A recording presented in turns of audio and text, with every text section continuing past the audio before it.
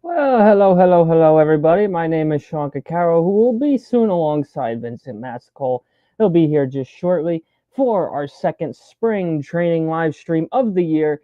This edition will be the Pittsburgh Pirates versus the New York Yankees in some Monday night baseball action. Got a big matchup tonight as we will see Max Fried make his debut for the New York Yankees going up against the young and up and coming Pittsburgh Pirates team.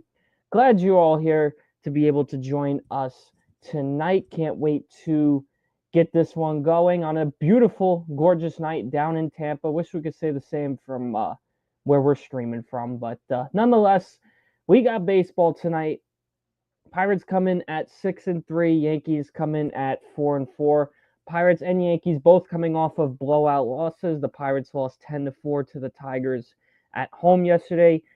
Marcus Stroman and the Yankees lit up as they lost 11-1 on the road to the Atlanta Braves.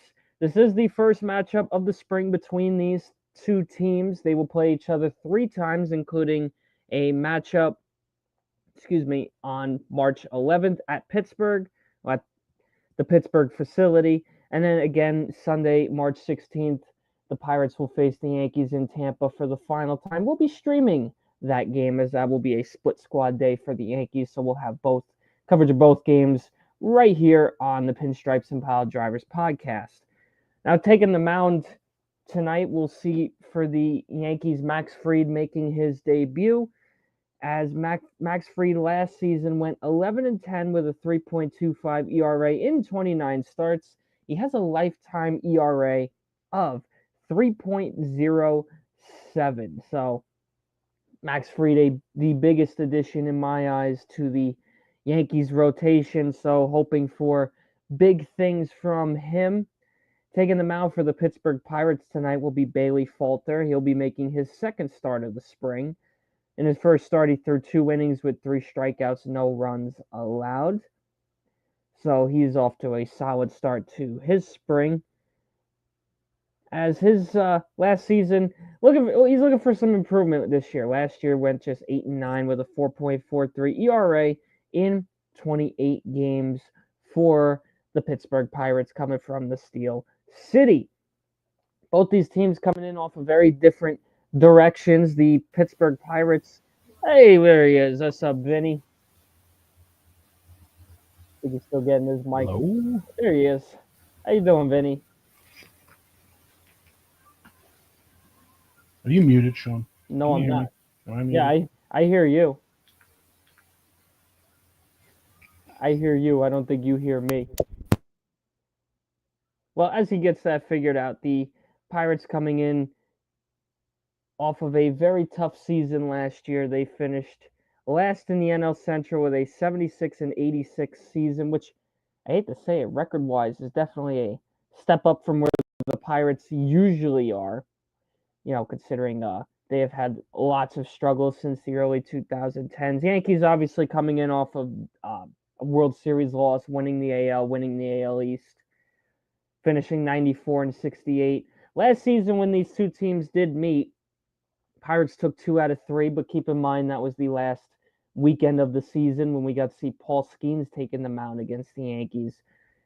And these teams will see each other one series this year in Pittsburgh, out in the Steel City, April 4th through the 6th. That will be the Pirates' home opening weekend. Myself and the Big Blue and the Bronx crew will be out in Pittsburgh in attendance for that game. So, getting a look at the pregame activities taking place. First pitch is set for 6:35, so the players should be taking the field any moment. See quite a few regulars tonight for the Yankees, including the MVP, Aaron Judge. He will be out playing. He will be out there playing tonight on a clear, gorgeous night down in Tampa. The Yankees have officially taken the field as Max Fried officially begins his warm-ups in what will be his first ever start in a Yankee uniform, unofficially. Obviously, we still got 24 days until opening day. Taking a look at the Pirates lineup, you have Tommy Pham leading off in left, Nick York batting second, playing second base. Batting third, one of Vinny's favorites, O'Neill Cruz is in the lineup playing center field. Batting cleanup, the catcher Joey Bart. Batting fifth, the right fielder Jack Sawinski. Batting sixth, the shortstop Jared Triolo. Batting seventh, the first baseman DJ Stewart. Batting eighth, the third baseman Emmanuel Valdez. And batting ninth, the DH Joshua Palacios for this young Pittsburgh Pirates team.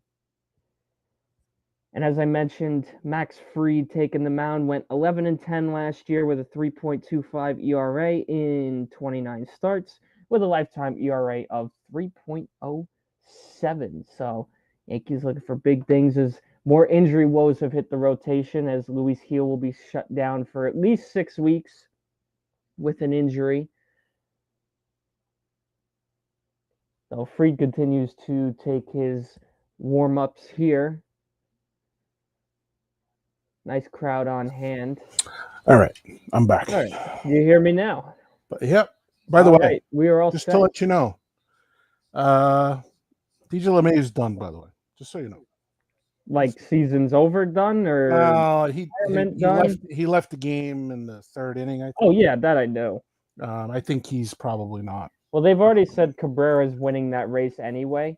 He's defensive alignment for the Yankees. From left to right, it is Bellinger, Grisham, Judge. From third to first, it's Peraza, Volpe, Chisholm, Rice. Behind the plate, Alex Jackson.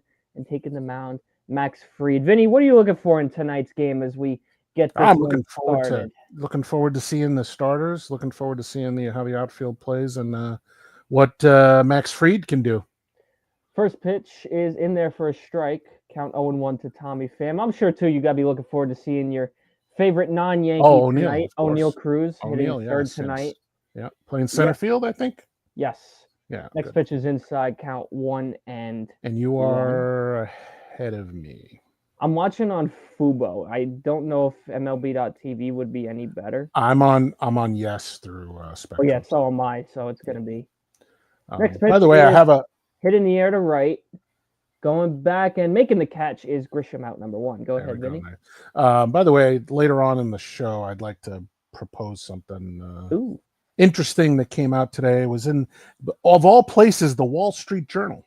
Oh, this should be. It had to do with MLB, and it has talking about the lockout. It has no. I mean, well, it could, but it has to do with whether Yankee fans feel how they're going to feel if baseball gets their way, and it doesn't have anything to do with the salary cap. Should be interesting. First pitch is in for a ball. Up to bat now is York, the second hitter for the Pirates, Nick York. I was watching some of the Mariner game today, by the way. Mets are also playing right now. I popped in to check some of that out. Nice swing and a miss. Beautiful change up there from Fried. This is going to be our first chance to get to see Aaron Judge. He did play on Saturday. I didn't get to see the game. I was working, but no, I did not. Our first opportunity. Yeah, and I was driving most of the 1-1 upstairs. Count 2-1. Sinker in at 89. Max Fried had the second highest ground ball rate in 2024 at 59%, only behind Framber Valdez. He's not going to get a lot of swings and misses. That's his game. That's how he is. That's how he gets his outs. 2-1 from Fried. Fouled off, count 2-2. And he doesn't throw very hard either. He doesn't. If you watch, he gets about 94-ish, 95. Every so often he'll throw. I don't even think he averages, I think, about 94, 95. 2-2 pitch from Fried. Fouled off again. Hanging pitch there. That was a curveball at 76 miles an hour. I don't see him pitching into 96, 97. No. Now, it's curious to see how far we expect to see him go. I mean, they let Garrett Cole go into the fourth inning in his start, so I'm wondering what the leash is going to look like for Max Fried. Obviously, this is his debut. I want to just no blisters, man, because he's got no more injuries. Blisters. As I mentioned, Luis Gil is shut down for 6 weeks. Schmidt, we don't know about yet. So Stroman doesn't have to worry about the rotation anymore because now we need him. He's probably our 4th starter. Hoping Will Warren possibly gets that 5th spot. He looked really good in his last start. 2-2 pitch. Check swing fair. Fielded by Ben Rice. Touches first for out number 2. Nice play by Rice there. Just, Like he said, a what do lot of you starters tonight. what do you think of these the jerseys going into actual like non-pitchers having these high numbers now, as opposed to when I was younger, it was always like lower numbers and stuff. But It don't bother me. I mean, hey, if that's the number you want, that's the it's number you get. Now by the here's way, your boy I'm gonna O'Neal go Cruz. Stephen A. I'm gonna go Stephen A. This is a bad man right here. Is O'Neal Cruz up to hit one of two of Vinny's favorite non-Yankees. We both love him. I always say, and he wears the high socks, bro. Come yes, on, he you gotta does. love that. You gotta Fouled love off count 0-2. that. I always say I like the Pirates. I know He's got a nice swing. you're supposed to be loyal to your team, but You are. if I had a second team, it would be the Pirates. Maybe just because I'm a Steelers fan. The Pirates won't be able to. The Pirates aren't gonna. If Cruz turns out to be what he's gonna be, they're not gonna be able to afford him. No, he won't be They there. barely could afford Brian Reynolds and Brian Hayes. Yeah. So, if not you don't want a team, Schemes is going to be looking for a big deal. And Skeens too. I mean, if you're smart, you pay those two, and you make them the faces of the franchise, right? So have to. Well, in this Pirates team, obviously, I brought it up in the pregame while you waiting for you to come in. Pirates, they actually did make a step up. Yeah, they finished last in their division last year, but 76 and 86, that's not terrible for them. I know we're setting a low bar. Hey, look, that's a good season for them. They're going to be they're going to be way better than the Chicago White Sox. Hey, that's a given. The only team I think that comes close to their level of bad is the Marlins. That's about it. Yeah, I keep saying we got to travel to Marlins White Sox, Vinny. No, we're not going there. 2-2 count on Cruz. Call it. Look at strike 3. What a pitch. Beautiful fastball. 96 on the gun. Yeah, he lulled them to sleep with all those pitches. Yeah. And then he just throws a heater right by him. That's Max Fried. He's a real pitcher. He doesn't like, he reminds me a lot of Andy Pettit. Reminds me a lot of Andy Pettit. Well, be careful saying that. Well, he does. I said he reminds me. If we're looking at comparisons, yeah, how people don't like the comparisons. I get it, but I real quick, we'll read off tonight's Yankees starting lineup. Leading off, playing second base will be Jazz Chisholm, one of the candidates for possible leadoff hitter. Batting second, you won't see this in the regular season, but batting second, the right fielder, the captain, number 99, Aaron Judge. Batting third, the left fielder tonight, Cody Bellinger. Batting cleanup, the shortstop, Anthony Volpe. Batting fifth, the center fielder, Trent Grisham. Batting sixth, the first baseman, Ben Rice. Batting seventh, the catcher, Alex Jackson, one of the few competing for the backup catcher's position. Batting eighth, the former Met, the DH, Dominic Smith. And batting ninth, third baseman, Oswald Peraza. I'm not looking at Dom Smith's average, but I'm looking at that OPS, though. So yes. Alex Jackson as well. And then you're looking at two of the three hitters on the top of the order. Loom very large right now. Judge and Bellinger. Now I'm curious to see with Bellinger playing left, if there's a reason behind that, if you know what I'm alluding to. The struggles of Jason Dominguez, maybe trying to get Bellinger some time in left in case they have to move him. Because if you ask me, I've seen enough. I know we don't like to panic this early in the spring. Well, I don't, but I kind of agree with you and our friend from WFAN, Mr. Tierney. He's Mr. Tierney has about had it with Mr. Jason Dominguez in left field. So pitching for the Pittsburgh Pirates is Bailey Falter, as I mentioned in the pregame. Looking for a bounce back year. Last year he went 8-9 with a 4.43 ERA in 28 starts. This is his second start of the spring. Pitched 2 shutout in his last start with 3 strikeouts. So you'll see. I don't know if you're going to see all of his pitches. He throws a slider at 22%. He throws a 4-seam at 47%, and then the sinker and the curve at 15%. So maybe we see. Maybe we see them all. In for a strike. Falter, a lefty pitcher.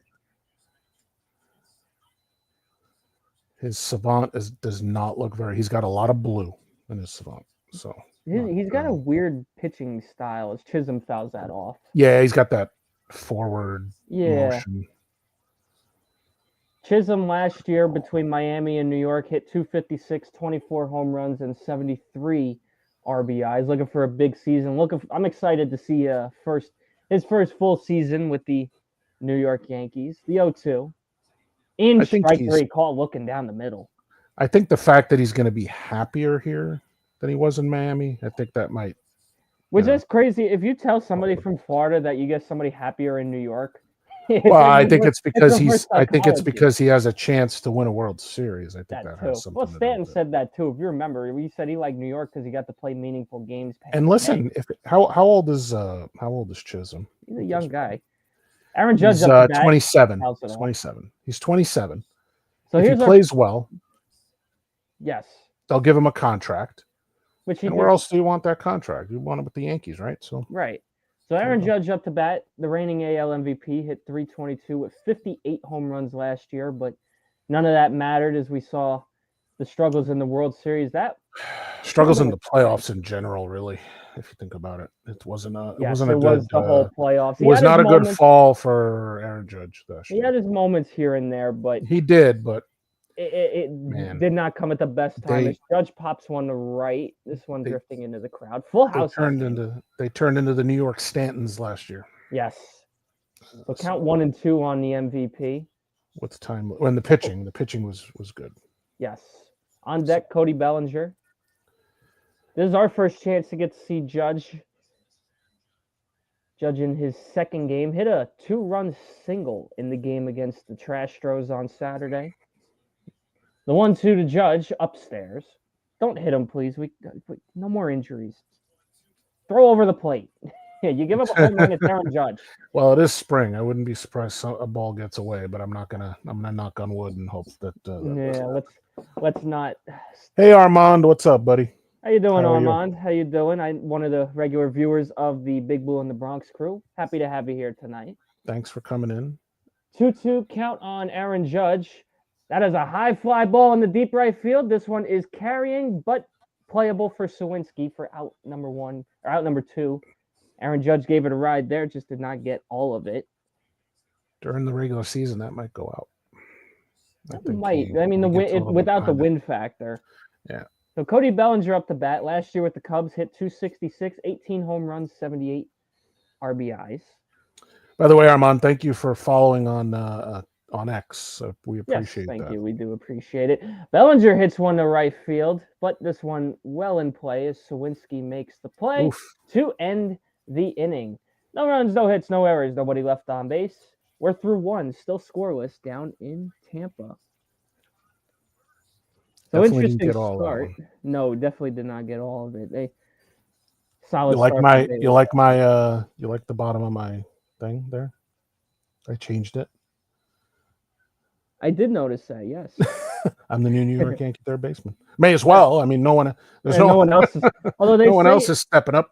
Well, Cabrera hasn't been too bad this spring. He's leading that race, but we want more. Third and first. That's where your power should be. Yes, it should be. It shouldn't be at. So due up for the Pirates will be Joey Bart, Jack Sawinski, and Jared Triolo.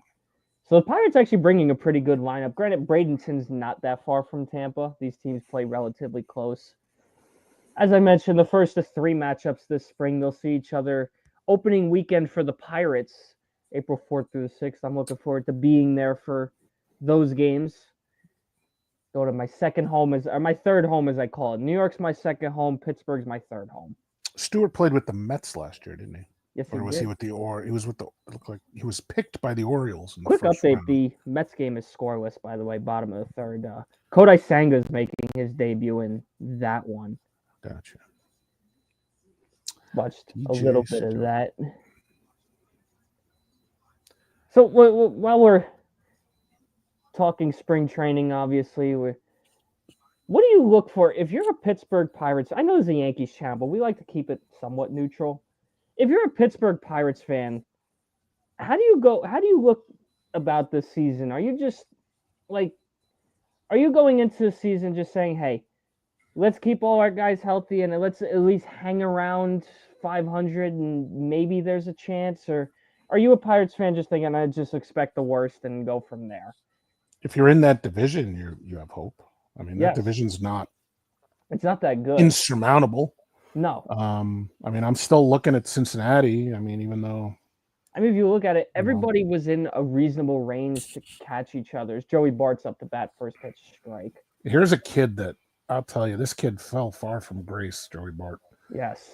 He was 1-1 count. top prospect in the San Francisco Giants organization and I remember that. fell apart. I don't know. Trying to resurrect his career in the Berg. He 1-1 count. I'm looking at his savant and man, he's got bat speed at 74% and that's it. Everything else is blue. Oh, and his chase percentage is in the red, so that's not good. Yeah, that's not good. 2-1 in there for a strike count, 2-2. Nice change up. Well, and that's not good, especially when you play in a not so hitter friendly area. Yeah. Not to say that PNC Park ain't hitter friendly, but when you got the Three Rivers right there, you always got the wind, which he should have already been accustomed to that anyway, being that he played in San Francisco. Yep, definitely. 2-2 count on Bart. Time was called. And I mean, if you're looking at a catcher wise, his fielding run value is -5. So 2-2 pitch. Hit in the center field for a base hit. That is the first hit of the game. And as we're talking not so good things about Joey Bart, he gets a base hit. You've been a string of bad luck when we do these Yankee games. We were talking about Goldschmidt last week, and let's see what we can do about Sawinski here. Up the bat now is Sawinski. This is our second stream. Well, like I've mentioned before, we'll try to do at least one live stream for a Yankee game per week. Fried gives up his first hit as a Yankee. Pitch low and away. I guess Fried just ain't that guy. He gave up a hit. Well, no, he ain't that guy. He pitches to contact. He's going to give up hits. Yeah, but he gave up a hit. Nope, I don't want him. Get rid of him. Right. Nice. Sawinski's tough season last year. Hit 182, just 9 home runs. He only had 277 plate appearances, though. Yes. Only 88 games. In their first strike count, 1-1. Had a rough year. But only 26, picked in round 15 of the San Diego Padres. Yo, what up, Big Blue in the Bronx? 2016. How you doing tonight? What up? Which one? Which brother station? Which member of the Big Blue do we got? Probably Alex, I would assume. He's the main. He's the main guy for that channel. He's the main guy. I will assume that is Alex. Don't tell Luca that. Yes, it is Alex. It's AGP. Alex, you are more than welcome to pop into our stream if you would like. Yes, if you'd like to. If you're not, If you're not busy, I know you said you had some stuff to take care of tonight. School stuff. It'll be a 1-2. Yeah, the man's graduating in about 2 months or so. Very nice. 1-2. Nice.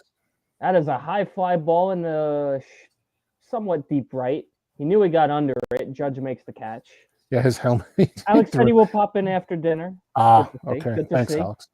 By the way, did you see the Triolo? He wanted to slam his helmet, but it fell off his head, so he just yeah, he grabbed his hair. That's pretty good. He's like, "Oh, I'm gonna slam it down." Nope, I don't think I am. I got nothing to slam. I'm not gonna pull the hair out. So Triolo comes up to bat for the Pirates. Triolo. First pitch, cut on a miss. Big swing there on the 93-mile-an-hour fastball. So about what you said earlier, Vinny. You're not going to see him hitting triple digits. Triolo hit 216 last year, 9 home runs, 46 RBIs. 446 plate appearances. It'll be an 0-1 inside, 1-1. I like doing it like this, a little mixture of broadcasting but still commentary. Look at a big crowd on hand tonight down in Tampa. A lot of Yankee fans. I see a little sprinkle of some black and gold in the crowd. It'll be a 1-1. Foul. No, fair down. No, they do call a foul. Obviously, you got to imagine both these fan bases are going to travel down there just to escape the cold. Mm-hmm. We know it's cold in New York. I can only imagine how much colder it is in Pittsburgh. Yep. I would go too, even with the Pirates being as bad as they've been. Now, I wanted to ask you, obviously, I'm sure you didn't get to see yesterday's game. Marcus Stroman had another tough outing yesterday. ERA is now up in the 9s. Is there a little concern with all the pressure that he's been under? Obviously, he was fighting for a spot. I know it's only spring, but the problem with him, and I know him really say it's not a big deal, but everybody made a big deal about him being a star. He made a big deal about being a starter. yes. Well, you're not starting out too great, buddy. No. So, and now we know he's got his spot, but against a very good Braves lineup, he struggled yesterday. I'll get his numbers up in a moment. That pitch is low in the dirt. Yesterday was just a tough overall day for the Yankees, obviously losing 11-1 to the Braves. But yesterday, Stroman, 2 2/3, 4 hits, 4 runs, 4 earned, 1 strikeout. He gave up 2 home runs. He's got a 9.82 ERA. Yeah, that's so not a good start for him. Obviously, we still got 3-4 Was that his first or second start? Second. He started opening day for them, but he only pitched an inning against the Rays. That is a ground ball to third. Peraza bobbles, fires to second, gets the force.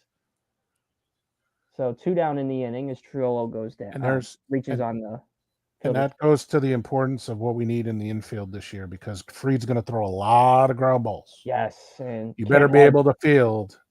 And I'm nervous with Volpe at short. With Fried in, I'm not worried about Goldschmidt. I'm not worried about Jazz. Well, I'm going to be more worried about third and short. Actually, minus that bobble there, he has actually looked pretty good at short. I like Peraza, but I'm worried about shortstop. Well, that's what I'm saying. Peraza's had a solid spring defensively as DJ Stewart comes up to bat. Fried deals, cut on a miss, beautiful sinker there at 94. DJ Stewart last year with the Mets hit 177, 5 home runs, 19 RBIs, and OPS of 622 in 74 games. Looking for a fresh start out in the Berg. First round pick of the Baltimore Orioles in 2015. Caught on a missed another beautiful sinker at 94, count 0-2. Went to a good baseball school, Florida State. Yes, Florida State I think is ranked 7th right now. One of the only 30-year-olds in this lineup today. Yes. At 31. They'll need that veteran presence. You know who their hitting coach is, by the way? I'll get if you don't know, I'll answer. Tino Martinez? No, I'm talking about the Pirates. Oh, the Pirates. I think that got Stewart, and he will take first. Who is the Daniel Vogelback? The man who hit 168 last year. Oof. Talk about Pirates fans weren't overly about that. Could you get any different from the Mariners? And the Mariners have Edgar Martinez and Kevin Seitzer. Yeah. and the Pittsburgh Pirates have Mike looks like got him in the back. Danny Burgers. Yes. So Stewart takes first. He stays in. He was hitting the back. He's just playing it all. Come on. So coming up the bat now is Emmanuel Valdez, hitting 300 this spring. So he's 26. Actually, DJ Stewart's also off to a solid start too. He's hitting 462 this spring. Yeah. So runners on first and second, 2 outs. Fried looking to get out of trouble. That's in there for a strike. Nice curve. Valdez not drafted. No draft information for Valdez. I think he might be a signee. A signee. Doesn't even have a place where he's from. So he might have came straight out of high school or international. Or he's international. I think he might be international. So Fried is up to 35 pitches. He has thrown a lot of pitches this inning. So and there's the Rocket. We'll wait to see if they bring him out in the third. The Rocket, and that's why I said Tino the first time. I was like, because I just looked real quick and I said, Tino? I didn't see. The 1-1. That is drilled to right field. This one is foul. Oof. That was close. That was cranked. That was cranked. By the way, shout out to the Pirates for the. There is somebody warming up in the Yankee bullpen. Shout out to the Pirates for the Sheets logo. Sheets is a million times better than Wawa. Vinny, I don't know if you know about that Pennsylvania rivalry. I don't know. I like Wawa, dude. Sorry. You haven't. But here's the thing. A lot of people, if you go down south and you go to Texas or they got Buc-ee's. Yeah. So no one messes with Buc-ee's. No. The 1-2 cut on a miss. No. Yeah, cut on a miss, strike 3 to end the inning. So Pirates strand 2, we go to the bottom of the second, still scoreless in Tampa. In Pennsylvania, we got this rivalry. Philly's got Wawa. Sheets has Pittsburgh, so it's like a debate between the two, which is better. I say this. I say Wawa has better sandwiches, but Sheets has way better hot Wawa food. does have better sandwiches. Wawa's hot food is disgusting. Wawa's hot food is like it's like it's like school frozen lunch food that they heat up. It's frozen food that they It's heat up. school lunch food at best. Yeah. So I say Sheets has their hot food is a million times better, but Wawa has superior sandwiches to the two. Yeah.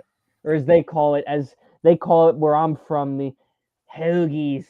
Oh, Them dirty hero? hoagies, that disgusting Philadelphia accent. I had a chicken parm hero this weekend, actually. See, that's what it's called. It's called a hero. Anybody that tells you otherwise is wrong. If you call it a hoagie, I called it a hero. You know, I lived in Washington State for 20 some years. Oh, what did they call? And I kept calling them heroes, and they called them like what did they call them over there? I know Boston calls them Spuckies. It was. I think they just called them. It's called a sub. Yeah, that I can live with that. You know, it always drove my dad nuts. When I worked for Safeway, I worked in the you're a deli guy. Yes. So I was a manager in the grocery store, and I had to go back behind the counter because the deli. I'm one of those managers I work everywhere, every department, except for the meat department. They wouldn't let me. Manager. They wouldn't let me near the meat cutter. They didn't want to let you near the meat, the bandsaw. They wouldn't let me. No. Shout out also, by the way, I got my dad's old hoodie on. Mignosi Superfood Town. If you remember Miggy's, Vinny. Miggy's, yes. Legendary Miggy's. That's what my dad worked for over 30 years. Anyway, Vinny, continue your story. So I was working behind. Oh, wait a minute. What the heck? Why is Freed still out there? What am I? Did I miss something? No, he's still out there. Oh, they're showing the highlight. Okay. Highlight. We're watching without the sound, so it was forgive us. Okay. Yeah. So I said, okay. I took an order for because they wanted a hero. Right. It was a 6-footer. Oh my God. And they were like, party hero. And they're like, oh, I'd like to order a party with a base hit up the middle. I go, you want a party hero? And they're like, and they actually wanted to argue with me that it was a sub. I'm like, okay, I'm not gonna go there. I'm the manager. I'm not gonna argue with you about that. You're right. You got it. So Freed between innings, having a conversation with the umpire with him and Boone. I'm wondering if there was something they saw that they didn't like. But everything seemed peaceful. No early arguments yet this spring. No ejections from Boone yet. So at the bat now, Trent Grisham. Love the hats, by the way. Love the hats. I do too. I actually have the old spring hat right here. By the way, I went crazy today. I missed this one. This one was my favorite. The blue top, white brim. By the way, since the Rail Riders and the Tarpons haven't like upgraded their shit their stuff for like years now, since 2003, I went on and bought some new Tacoma Rainier stuff.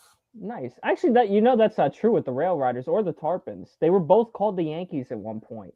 Yeah, but the Tarpons haven't changed their like hats and shirts and stuff for forever. Yeah, but they've been the Tarpons. They haven't been the Tarpons that long. No. Well, yeah, no, I know, but 2-0 count on Grisham, by the way. The at least like make a new hat, like. Yep. Well, the Rail Riders, so they've upgraded a couple of times. Is Grisham? No, he did not catch it. The third baseman did not see it. Lost it in the night sky. You got to remember, lack of lighting in the minor league stadium. That was right in front of him. Oof. That was Valdez who missed that. If that was during the season, that's an unforgivable error right there. But they also got way better lighting in the especially if he gets big stadiums. Especially if he gets a hit here.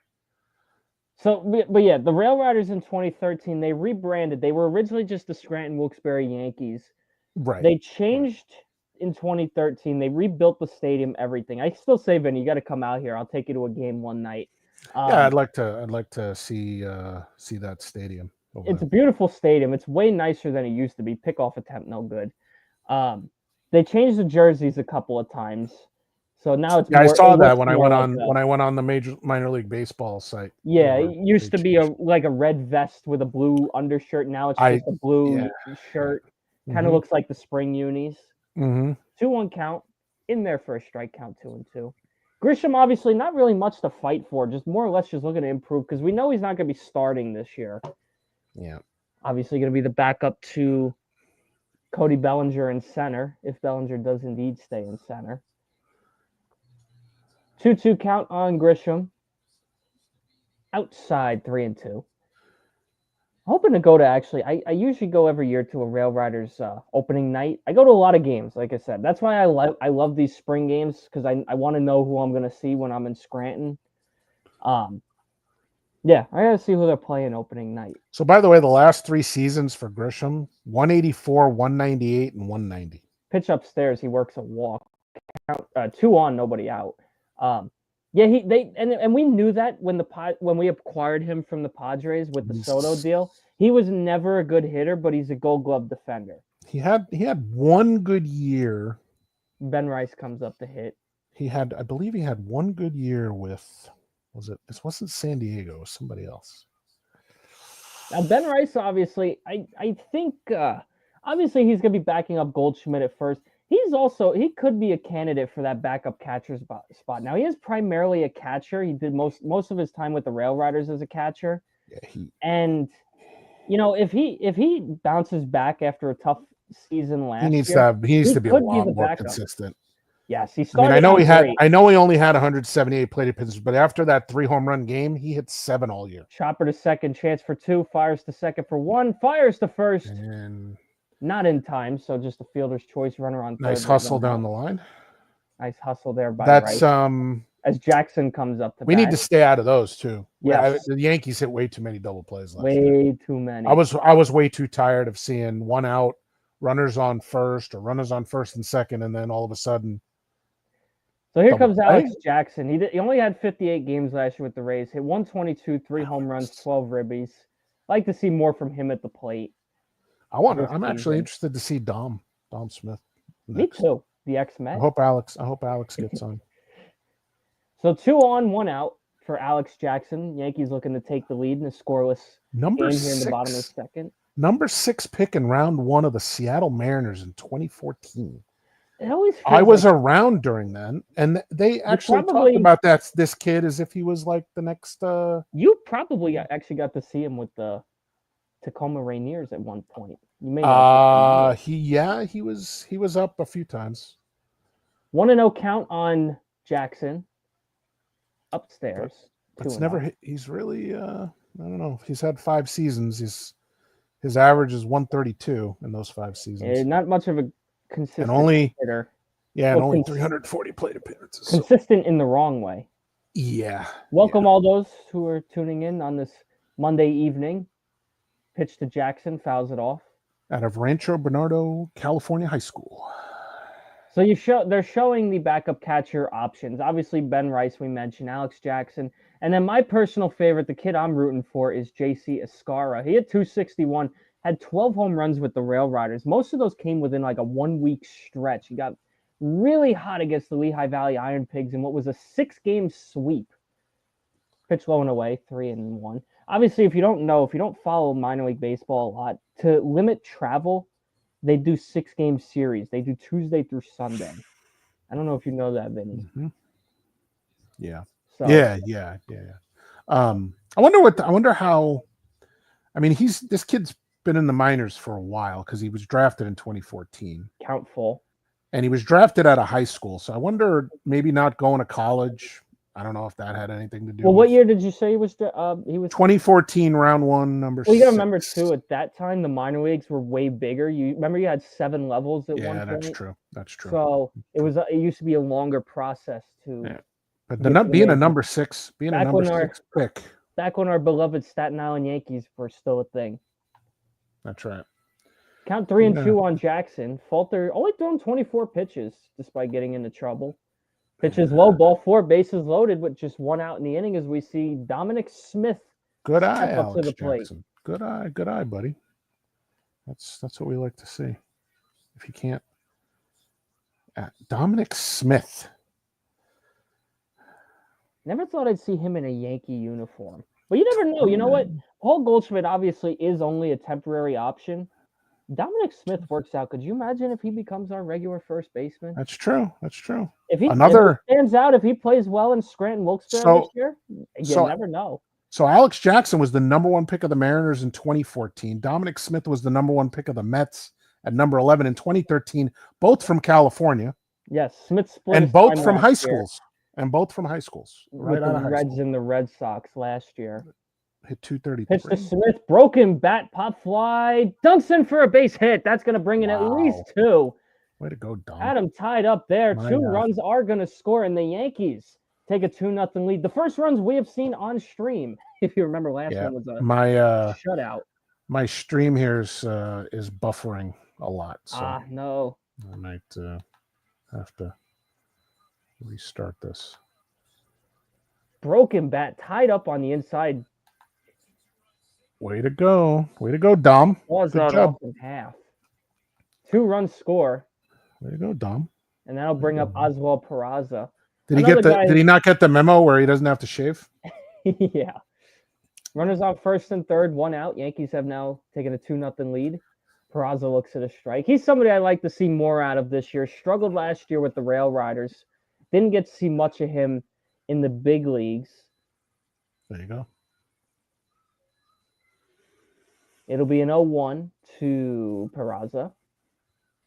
Cut on a missed on a sinker at 91, swinging for the fences. Last year he hit 243 between A-ball, AA, and AAA. 16 home runs, 63 RBIs. So he's got a home run swing because he only played in 99 games. He was hurt for part of the year. Oof, he was looking for a 3-run shot there. 0-2 count on Peraza. Falter deals. Inside, just missed. No ABS call here.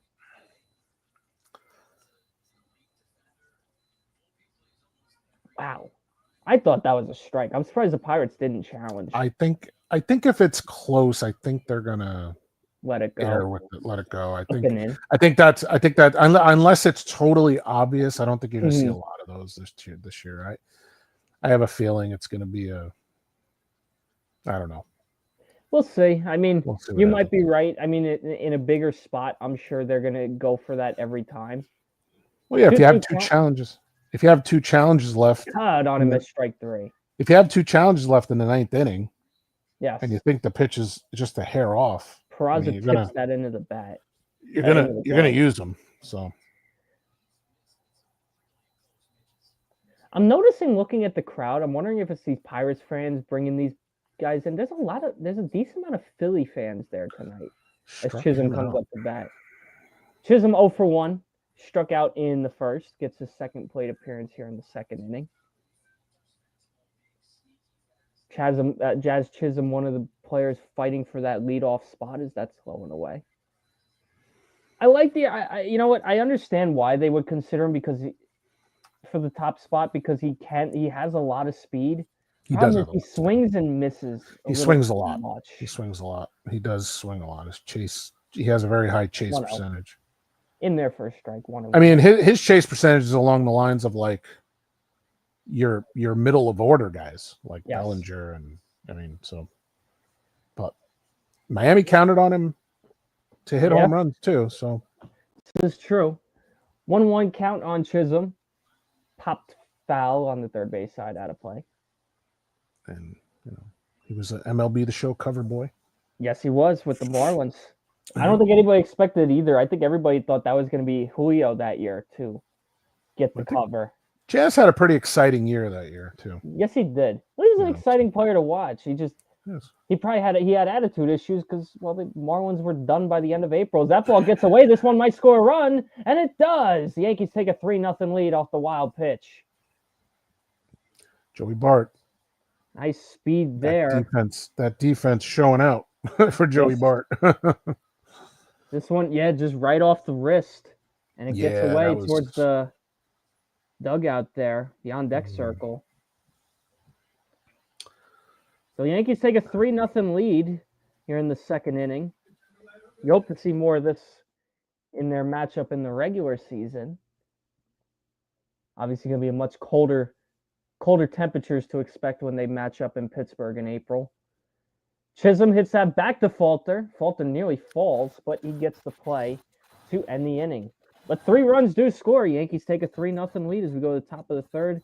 I don't think we see Fried in the next inning. I don't know if you. No, I think he's 'Cause probably done. that was a long inning, and he threw 40-something pitches. So I don't think we see Falter in the next inning. no, Either. I I don't think think he's so gone. either. He's hit 35 pitches as well. Well, 36 with that one. So Well, I think the only reason we might see Falter go a little longer is he only threw 2 innings in his last start. I think they want to get him okay, out maybe there they'll get him. a little They want to. more. Well, yeah, they want to. I'm sure they want to build him up. Yeah. You know, So while we got a minute between innings, want to remind you guys our next Yankees stream will be Saturday, March 15th. That'll be the spring breakout game between the Yankees and the Orioles. That game will be broadcast on MLB Network. We weren't sure if we were going to be able to do that game because we weren't sure if there was going to be a broadcast. That'll be an MLB Network nationally televised game that won't be on Yes or Masson. So we'll be streaming that game next. And then immediately the day after, we'll be calling a split squad as the Yankees will take on these Pittsburgh Pirates and the Tampa Bay Rays. 2 games at once. We'll have the Big Bull and the Bronx crew. We'll have 4 people covering 2 games. I think that stream I'm looking forward to. I think that's going to be fun. Yeah. So those are our next upcoming streams. We'll obviously have Yankee videos up to within the next week. We'll have to cover every injury, although that could turn into a 4-hour fiasco. But we will do our best to summarize that as best as we can. That 15th game is the day after the pre-release of MLB The Show 25. Oh, by the way, Vinny, I forgot to tell you, I officially pre-ordered the Bloodline edition. Oh, there we go. 2K. Attaboy. So, Attaboy. Yes, I officially ordered it last night. Actually, it wasn't as expensive as I thought it would be. So I was like, you know what? I'll bite. I don't normally buy. I don't normally buy. It was 150, right? That's how much you paid. 130. No, 140. 140. 140. Yeah. That which isn't too bad compared to other games. Well, you get a lot of extras with it too. Free is back out there. And you get 3 days early. March 7th. So it becomes available Friday. Yeah, you get it Friday instead of the following Tuesday. Same thing Fried if when you order the show. Yes. Yeah. Well, Fried is back out there. Maybe they're building him up too. Palacios last year hit 224, 2 home runs, 9 RBIs in 23 games for the Pirates. Yeah, there's not as much incentive to buy MLB The Show early, in my opinion, compared to WWE. That is a chopper to the second baseman. Chisholm fires to Rice. It looked like a little miscommunication, but outmade. Yeah, you don't play online, so you're good. Yeah, so I won't pre-order MLB The Show, but WWE I bit because I'm a huge Roman Reigns Bloodline fan. So yeah, you get that pack, you get the Wyatt 6-pack. So yeah, I think there was some miscommunication because Fried went to cover first. I don't think he realized that Rice was covering. Fried thankfully stays out of the way. That could have got ugly. Chisholm laughing about it now. Chisholm just has that Yankee swagger. I don't know what it is. As Tommy Pham comes up the bat, he reminds me so much of. He's like Didi and Nick Swisher in one. He brings the excitement. He's got the talent. Yeah, he loosens up the locker room. Yeah, he does. And you got to admit, as that's in their first strike, 1-1. Chisholm at third, I would not have been opposed to. If the Yankees said they wanted to keep Chisholm at third, I would not have been mad at that. Chisholm would. For a guy who never played third before, he looked like he'd been doing it a very long time. He reminded me of A-Rod over there. Yep. Because that's outside ball, too. So I would not have been mad had they kept Chisholm at third. Well, in his career, they showed it. 192 games at second, only 45 at third. So 2-1, outside 3-1. I can't imagine Fried goes past the third inning. I know we said that about the last thing, but he is already up to 44 pitches. I think when Cole went out there a couple days ago, he went up to about 50, 51 pitches. So I think that's what they're looking for with Fried here is he walks Tommy Pham. Yeah. I didn't even know Tommy Pham was a Pirate. I thought he was still with Tommy Pham has moved around to so many teams and he moves around not only year by year, it's in the season too, he moves around. Yes. So like a playoff team will grab him. Because he does things like that. He walks. He'll steal a base for you. Well, Nick Yorkie up the bat, if that is how you say his name. If not, I apologize if he ever sees this. Count 0-1. What? So far, what have you thought about Fried's start. No, just pitching to contact. He doesn't, like I said, he doesn't strike anybody out. Guys are going to get, Nice strike there. The good thing about him is they're not going to. I mean, they'll barrel him up a few times, but they're not going to barrel him up a lot. Yes, because he does throw a lot of ground balls. So which is good for Yankee Stadium. Yeah. 0-2 count on Yorkie. Keeps the ball out of the air, and again, he doesn't throw hard, so you almost have to become a contact pitcher at that point. Yep. But again, he's done his job so far. Yeah, I mean, we just want to stay away from the forearm and the blisters. That's pretty much it with him. So that's why I say if he puts one more on, get him out of there. Yeah. The pitch line in the right center. That's going to drop for a base hit. This one's going to split the gap. Judge cuts it off, fires it in, and now the Pirates have runners on second and third. As that is a double for Yorkie, as O'Neal Cruz will step up to the plate. I say take him out. I'm happy with what he's done.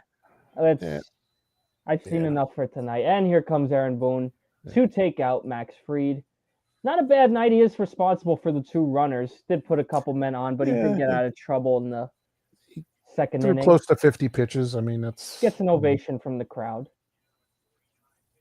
So Max again, he's not going to blow you away. He's in the books. That's as long as they can. I mean, if they could hold it, it'd be better. But So now we wait to see as O'Neal Cruz looms. They will be putting in the pitcher's name, Ryan Anderson. Did they go to a lefty? Is he a lefty or righty? He's a lefty. Yeah. He is 26 years old. In one game this spring, he has pitched a third of an inning with a strikeout. That's all he's done this spring. He was a 2019 draft pick from the New York Yankees, 12th round pick, overall pick 375. He went to college at Nevada. Been in the Yankee system a long time. Started out his career with the Pulaski Yankees when they still existed. Played some time with the Tampa Yankees at that time.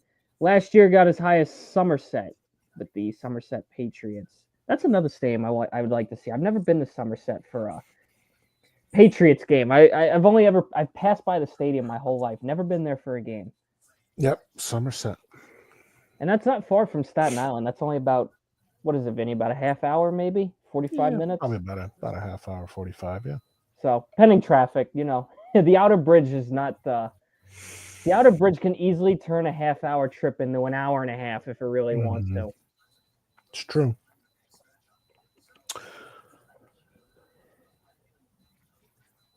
So far, Yankees still holding on to a 3-0 lead. Tomorrow, the Yankees will head across the bridge to take on the Philadelphia Phillies at 1:05. Will Warren is set to start. It was originally supposed to be Carlos Rodon. Rodon has been scratched from that start. It is now Will Warren going tomorrow. Ooh, Will Warren, good old Will Warren. You know what? Like I said earlier, I kind of hope he gets that fifth spot. He looked good so far. Yeah. We'll see. We'll see what how this shakes out. So first pitch is fouled off. So O'Neal Cruz. So yeah, Yankees' upcoming schedule. They got the Phillies tomorrow on the road. Wednesday they get their first off day of the spring. Before Thursday they take on the Twins at home at 1:05, and then Friday night they play the Blue Jays at 6:35 before wrapping up the week at the Houston Astros. Pitch from Anderson. Just missed for a ball. Count 1-1. Spring training is quickly running through, Vinny. We're only about 24 days from opening day when the Yankees take on the Milwaukee Brewers. And the Yankees challenged that ball call, and it is a strike. ABS system doing its job here. I like this system. I want it in the regular season. I really do. Even with the framework, Alex Jackson says, no. Check that. So count 0-2 on Cruz. Cut on a miss, strike 3. O'Neal Cruz strikes out swinging for out number 2. Ryan Anderson, 3-pitch strikeout. And now bring up Joey Bart.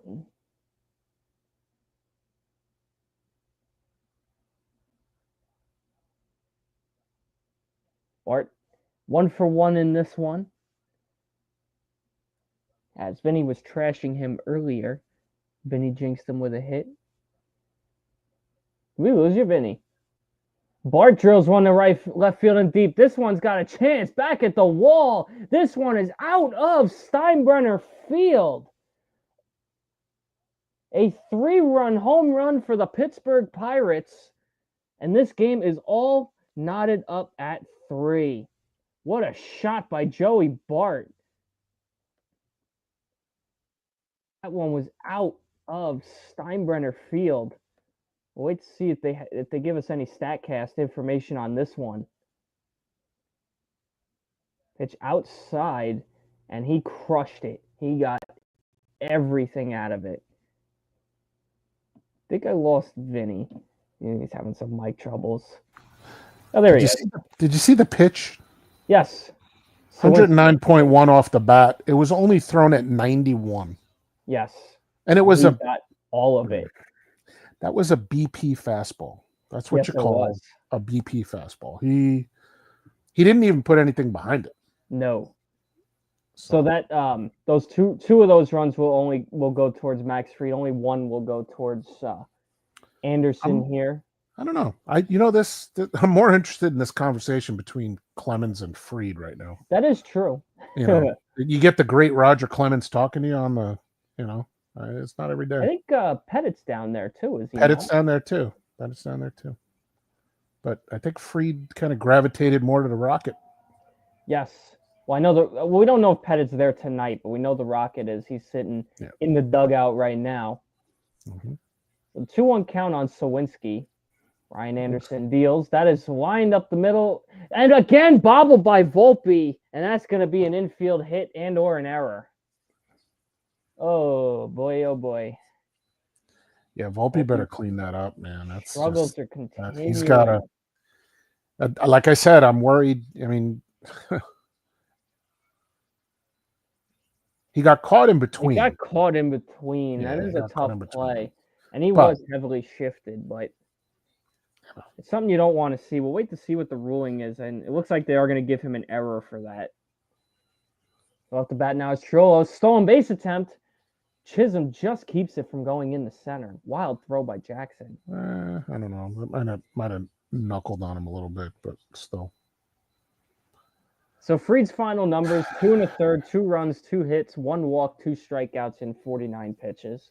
Oof, that was a terrible throw. 1-0 count on Triolo, who is 0 for 1 tonight. Anderson deals outside. Well, Anderson came in. He took care of O'Neal Cruz, but could not take care of Joey Bart. I told you, Vinny. You gotta stop telling us if you think a player's good or not. I know. I need to not say. Keep all that stuff in the spring at least. Yeah, I know. We start doing regular season streams. We can't be having that. Can't be having that. That's true. Strike. 2-1. Man, that's horrible. Okay, they've gone to this conversation like 7 times already. Yes, I know. There's still a game being played. Unless you're going to tell us what they're talking about is true. Yeah, I know. They should be telling us what they're talking about. Well, I'm sure they're probably assuming. Yeah, what that conversation is like. I'm sure maybe Clemens saw something. Yeah, probably something to correct, because Fried did get into trouble in 2 of those in the second and the third inning, so he's probably just going to work on, But see, the difference is they're 2 totally different pitchers, but they both. I mean, obviously they're both, good pitchers. Great in their own. Roger's great, but Fried doesn't even. Oh, God. No, you're good. Anderson. Fried doesn't have the fastball. Clemens had. Outside 3-2. I don't know much about this Anderson kid, but right now he is struggling to get out of trouble here. We're all not up 3-3 in the third. Lots of threes on this Monday night. No. Anderson deals. That is a high fly ball in the shallow center. Grisham underneath it, looking for it, makes the catch to end the inning. But not before Joey Bart, with 1 swing, ties this one at 3. We go to the bottom of the third. All knotted up, 3 apiece, down in Tampa. Oof. Man. We'll see. Due up in the bottom of the third, we're going to see Aaron Judge, Bellinger, and Volpe. So hopefully they can string together a couple of hits, get the Yankees right back out in front. Definitely.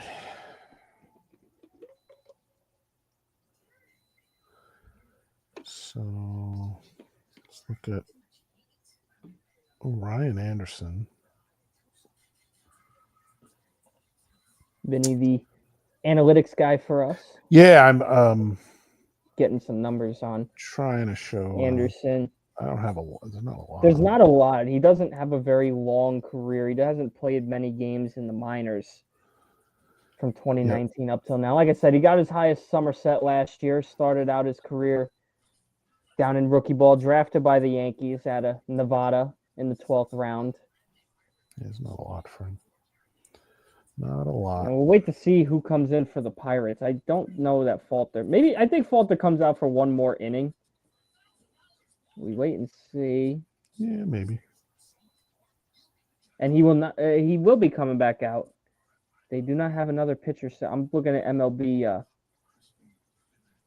game day. It is Falter coming out for the third, bottom of the third. So going an inning further than his last start when he only went 2 innings. 3 runs, 2 earned for Falter. So Yankees will look to capitalize on that, especially with 2 righties coming up to hit this inning. My MLB game day is so ahead. I'm already seeing pitches that are happening, and I'm still in commercial break. Yeah, I can't get it. I can't get it on game day here, so yeah, it won't show up. So I don't use regular cable, and I don't think you do either. So we're just kind of. No, I don't. I use the Spectrum app. So Falter deals to Judge in their first strike. Count 0-1. Spring training 25. Yeah, it's going by quickly. We're already almost 2 weeks in, 2 games. Yankees coming in at just 4-4, but the records really don't mean all too much right now. But that was a bender he gave him right there. Started him out with a Uncle Charlie there. The Judge steps out, clearing he throws his eyes. him the fastball. Huh. Throw him an Uncle Charlie and then a sinker. 0-2 count on Judge. Inside, just missed. The umpire is not given that inside call a strike much tonight. 1-2 count on Judge. Falter deals. Judge swings at the pitch in the dirt. They say he went. Judge strikes out in his second at bat. Falter had him all over the place. Yeah, he's definitely Judge's in spring training mode right now. Yes. Started out good on. And if you recall last year, I believe he had probably one of the worst starts of his career. Yes. Oh, you remember the way people were freaking out after the first week? Exactly. And Bellinger rips one in the left center for a base hit. That's the hardest part is, when we start streaming the regular season is we got to remind ourselves the sky is not going to fall. The season just started. That's the hardest part about the first couple weeks. Bellinger's got a great swing, by the way. Yes, he does. Just has a great swing. I mean, they're still showing this conversation, by the way. Yeah, I know. I pointed it out, and then all of a sudden, it just became its own thing.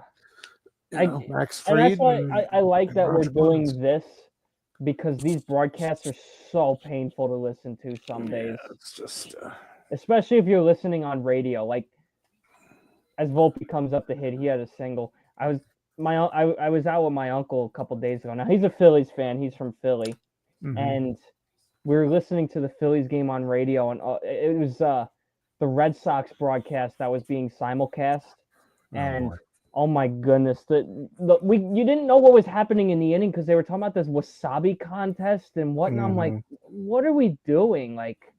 Can we just? I want to know what's happening. And in the middle of this wasabi contest, oh, by the way, Alfonso just hit a 3-run home run to give the Phillies lead. My uncle's like, wait, what?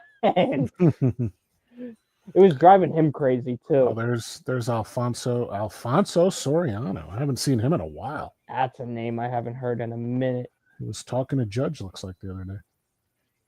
sitting in Or the maybe 2 years. dugout. He still looks good for his age. He does.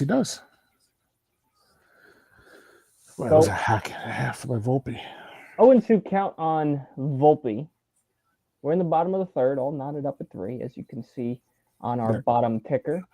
Oh, Willie. Pitch. And Bucky. Whoa. Bucky's in the house. Bucky bleeping dead. I think usually, what is it, by as I go back to this conversation, we should have done an over-under for how many times they go show. Well, they showed Randolph, and then they showed Yeah, Bucky, but they're going to go back to Fried and Clemens again. Oof. That was a bad 1-2 count on That's Volpe up in there. They're gonna milk this because it's Legends Day today, right? I think Yes, it is, because the Legends only stick around for maybe 2 weeks before they finally and then they leave. go back home till Old Timers Day. Yeah, till Old Timers the Day. BX. Some of them we don't even see. The 2-2 count pickoff attempt. I think this is the first time they've asked Soriano to come to spring training. No, he's been there before. Has he been there before? Not often. Not I often. don't see him quite often. Now, I saw something that I saw, and I was just like, I didn't know what to say. So yesterday, the Mets played the Red Sox down at Fenway South as pitches upstairs, count full on Volpe. And some Yankee fan was there, and he had a sign that says, "The Bronx still loves Soto." No, we don't. Don't speak for. I'm not even from the Bronx. I'm going to tell you no. Don't speak for us. We do not love Soto. We hate Soto. Yeah. Volpe drills one to left field and foul. He just got a little bit ahead. I don't know if we did we have enough? Do we have enough Soto to hate him? Yes. I don't know. I did. You went to the crosstown rival. That tells me everything I need. He helped us get to a World Series, so 3-2 count on Volpe. Just the fact that it would. I think to me it would have been worse if he went to the Red Sox. If he would have went to the Red Sox, that would have been worse. Well, he went to the second worst option was the Mets. The fact that it kind of sucks that he stays in town and we got to hear about him. The sad thing is we all knew it was coming. That's why we were all so desperate for that World Series last year. As we all knew Falter is going to come out after 2 outs in the third. One crosstown defection I don't mind with Aaron Rodgers, but the Soto thing, probably J.C. Flowers is going to be the pitcher to replace Bailey Falter, responsible for the runner off first. So if they get out of trouble, Falter will just get a no decision.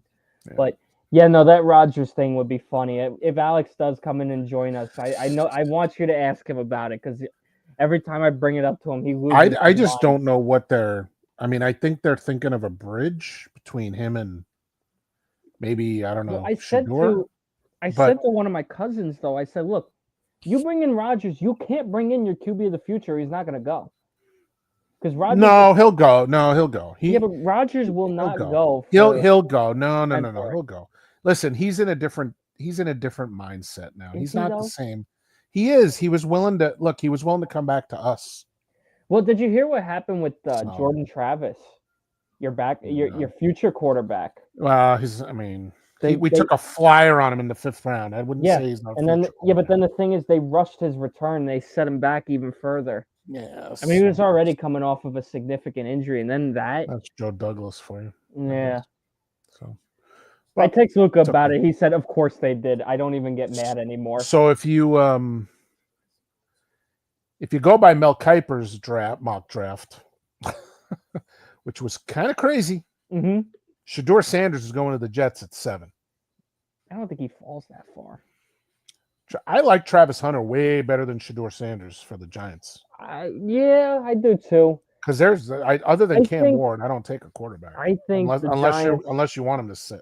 What the Giants would probably do is if they can't get a decent quarterback at their spot, which I still think is possible. I think they got the third pick. Do you think they just waited out so they can get Manning? Could be. They could draft. They could trade back, but so I really like Travis. I really like Hunter, though. I think he's going to be. I think so. If he can play a little bit of corner or a little bit of wide receiver and a lot of corner, I think he's going to be good. 1-0 count on Grisham. Grisham swinging for New York, misses 1-1. So J.C. we'll Flowers in AA and AAA, 3-2 with a 5.04 ERA and 69 2/3. Gave up 5 home runs, 56 walks to 59 strikeouts. Not a good ratio there. Ouch.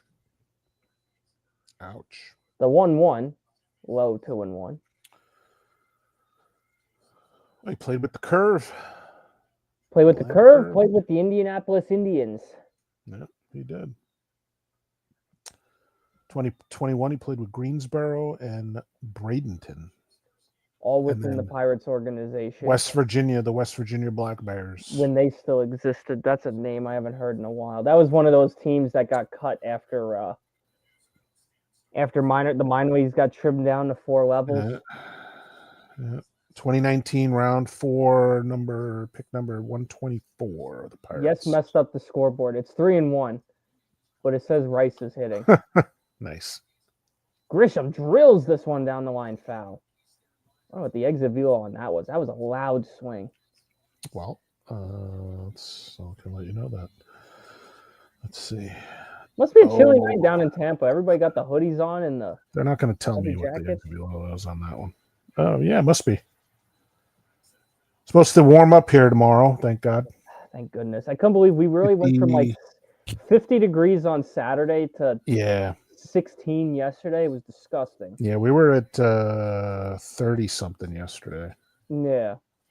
3-2 count on Grisham. Grisham pops this one out of play. 34. Yeah, nice and windy, so it still felt like 10. Yeah, it's crazy. It's crazy. And I hear we're going to go back to cold like next week again. Happy March. March is crazy. March usually is. Yeah. But hey, that's why we look forward to things like March Madness. That's right. That's coming soon. We got to get our brackets in once the tournaments are done for the conferences. Have you guys ever done brackets? Won a deep right field. And did he get into one? He just got under it to end. See, he can. I mean, he can get into one with his swing. He can get into one. You know, like he can every so often. Well, that's what he does. He's like he and that short porch and left. So he shows up out of nowhere. Really, that's always been his thing. He won a couple of games for us last year. Yes, he did. The big one was that Dodger game. Sunday night? Yeah, remember against the Sunday Dodgers? Night game. Yeah. And as the crowd is chanting, "We want Soto," Grisham just pops off for a big 3-run home run, I think it was, to win it. Yeah. But yeah, I agree. We should all submit a bracket. We should just go pick a site, ESPN. Yeah. CBS, I don't know, whatever site you guys. And it's cool because it's fair because I mean, I don't know about you, me and the Twins, we're not huge college basketball fans, so we're kind of just going off. I'm not huge into college basketball either. I only really watch it when it comes to March Madness. I usually do a little more. I'll do a little more studying as far as that goes. Yeah, that's true. Yeah, understandable. So, by the way, I got an email today from Pro Football Focus. I will be doing. Well, at least I'll be taking the test to do their analytics. Oh, cool. Well, I wish you good luck. And I had to sign an NDA for it. Nice. So those are usually the big time jobs when you get up to there. So now, Vinny, especially when you got to sign NDA, I can't be talking about it. We heard nothing. Chat, you heard nothing. You heard nothing. We got it. If we were at the radio station, we'd need to hit the dump button. Yeah, hit the dump button. That's right. Vinny, well, we are now a third of the way through the game. How about we get a little out of town scoreboard, a little early spring training All right. scoreboard, if you would like. So we have top 6, Miami leading the Mets. This game 3-3, New York Yankees and Pittsburgh Pirates. And then the Cincinnati-Milwaukee game will start at 8:05. Is that 8:05? Yes, 8:05. Yeah, so about 20 minutes. Boston-Baltimore played to a 6-6 tie today. Toronto beat Detroit 13-3. Maybe Torres 0 for 2 in that game. Tampa Bay beat Atlanta 5-4. Houston beat Miami 5-3. Kansas City beat Texas 6-3. The Athletics beat Chicago, the White Sox, 5-4. And Arizona beat the Cubs 10-2. And Colorado doubled up the LA Angels 8-4, Colorado's off to a good start, 8-4. and the Mariners beat the Cleveland Indians behind Cal Raleigh. Seattle beat Cleveland 7-2. New pitcher on the mound is Cookie Carrasco. Cookie. Brought in as a non-roster invitee, who I expect to be the starting pitcher for the Scranton Wilkes-Barre Railroaders on opening day. I know you're ignoring everything Aaron Boone's saying right now. I got the volume low enough so that we can't get copyrighted. So yes. Okay. Well, there you go. I have the closed caption. The closed captioning on. So Cookie Carrasco spent the last couple years between the Mets and the Cleveland Guardians. A cancer survivor too. Shout out to Carrasco. Yes. DJ Stewart up to bat. He was hit by a pitch his first time up. We're in the top of the fourth, all knotted up at 3. Between the Pirates and the Yankees. Brad Osmus still the bench coach for the Yankees. Yep, he's still with us. I'm surprised he didn't get a managerial job this year. Yeah, me too. So. And here we go back to the Clemens-Fried conversation for the 13th time. We should have been keeping count. We might have to. Yeah, I wouldn't have had that one on my bingo card though. If we go back and rewatch this later, we gotta keep count. There's another one. Are these actual, like this isn't an actual con, like this is replay. No, are they still standing together? Probably. Wow. One down on the ground out. Holy cow. As Valdez comes up to hit. Hey, if you were Max Fried, you'd want a conversation with of course. Too. The great Roger Clemens, of course. It's a shame that when we were doing the Ferry Hawk games, his son wasn't still with them by the time we started, because then we could have got an interview with Roger, but such is life. Mm-hmm. Definitely. So up to bat now is Valdez. He's 0 for 1. Pitch is low and away. Count 1-0. Probably getting to that point soon where I'm assuming probably around the next inning we'll start to see the substitutions. Yep. 1-0 count. God, by the way, I believe this year's All-Star game you'll see regular uniforms this year. Yes, we will. Thank God. Also, I'll ask you this. Now, with all these injuries that are happening to the Yankees, what are the chances, do you think, Carrasco has at a shot at least a spot in that last, that 5th spot, or maybe a 6th spot if needed? I'd say about I'd go about 40%. Probably better than it was when he first got to camp. Well, when he first got to camp, I'd say 15 to 20%, but I'd probably go about 40%. I'm not willing to go as high as 50 yet. So yeah, need 2 more for that to happen. Yeah, I don't think Cookie, unless he like totally wows everybody and starts, But even then, I don't know if he has enough to. He was set to start that Red Sox game last Monday. Obviously, that didn't happen because of the rain out. So he did pitch that game against the Twins. Right.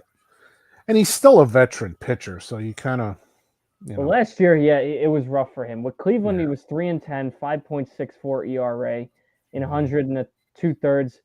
Gave up 19 home runs last year. Yeah. He hasn't been the same since he came back from cancer. I hate to say it like that, but he has had a hard time finding it again. So I'm rooting for him to come back, at least keep a spot with the Yankees and get back to form the way he was before he got sick. Yeah, and he doesn't throw. Didn't he used to throw in the mid to high 90s at one point in his career? Yeah, he doesn't do that anymore. He's about average. His fastball's average about 92, 93. Mm-hmm. And he throws a slider. He's thrown his slider at this game at about 85 miles an hour. So, and he's got 5 pitches. So. He's not going to overpower you. He's kind of like Fried. Yes. at this 0-1 point in his count career. from Carrasco to Palacios. Runner on first, 1 out. Takes a long time to deal to the plate. Yeah, he's got a very Swung on and missed. delivery. Yeah, it had to take him a while to adjust to the pitch clock when that became a thing, because you could see he uses all 15 seconds. Yeah, he does. Pitch clock ain't really doing us any favors. We're only in the top of the fourth, and It's almost 8 o'clock already. That was a good pitch. That sinker. It'll be an 0-2. Yeah, that last sinker definitely was a strike. It was right on the corner. 0-2 count from Carrasco. Pickoff attempt to first, not in time. Right on the corner. I'm looking at the pitch. The pitch I zones. gotcha. You good? Yeah. I want to thank those for the tuning in tonight on this Monday Night Baseball stream, as we're going to call it. That is grounded Volpe with a nice pick. Fires to Peraza for one on the first in time double play. Nice. Interesting choice to go to Peraza on the double play attempt at second, but it works in the end. Double play gets him out of trouble. Nice. We go to the bottom of the fourth, still knotted up at 3. And Peraza came all the way from third. That was a heavy shift they had. Oof. Unique. He barreled that up to 101.5 off the bat on that one. Nice play by Volpe to keep that. Nice play by Volpe. Yeah. That was hit very hard. That actually gave him a chance to, no, it was hit really hard. So for him to come all the way over, he's probably playing like in the shortstop position. Yeah, that was definitely a heavy shift. Because, it was a shift because that's where Volpe was pretty much playing. So they had him playing in the right spots. Yes, they did.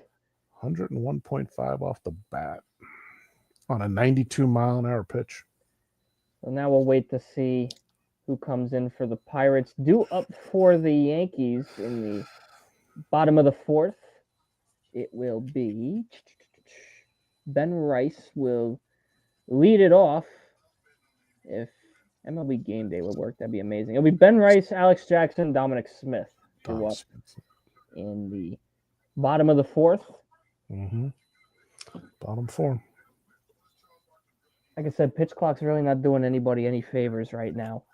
This is definitely one of 3 games that are going to take place tonight. Obviously, as you mentioned, the Mets playing right now, trailing, last checked, 1-0 to Miami. That game's in the bottom of the 6th. We'll see the Brewers and the Reds getting going in about 10 minutes or so.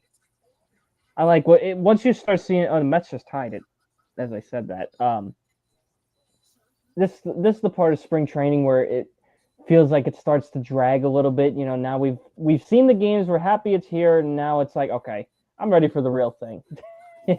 It's taken too long. But that's why I think the spring breakout was such a genius idea, because of the fact that, you have those last that little gap right before the last week where it's it drags so badly that adds a nice touch to the the last 2 weeks. Is Bednar is the new pitcher.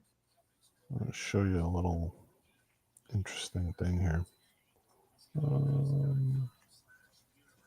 Bednar deals to Rice. Upstairs 2-0. Bednar last year went 3-8 with a 5.77 ERA, with 57 2/3, 9 home runs given up, 28 walks, 58 strikeouts. There's the. I was gonna go where you get your analysis. This is where. Well, I was going to go with the. We'll go back there when the Yankees are pitching. I wanted to show you the where the pitches were between Fried. Yes. Inside 3-1. Cookie and there's Anderson. A huge difference. Difference. 3 very different attacks. Yeah. Definitely. Let's go, Bednar, one of the Pirates regulars. He's looking for better years. Closer. Rice pops this one to deep left. This one will be caught for out number 1. Well, those pitches were all over the place. Bednar with a near 6 ERA last year. Yeah, Bednar dropped really fast. He was an all-star at one point. Yes, he was. So at the bat now is Alex Jackson. So Brian Reynolds and Brian Hayes are not playing today? No, not playing today. Okay. I mean, obviously they're not playing today, but I mean, like, there's no like special reason. They just No, just probably didn't make the trip over. But like I said, I'm actually impressed with the amount of starters they did send over to Tampa because you notice that in a lot of these games, they don't. The road team does not send many. I think they want to give O'Neill as many chances in center as they can. Yes, get a little bit better acclimated over there. But he's going to be fine in center. I think he's. Now we'll also be keeping a close eye on the Pirates tomorrow as they play the Red Sox at home at 1:05. Ooh.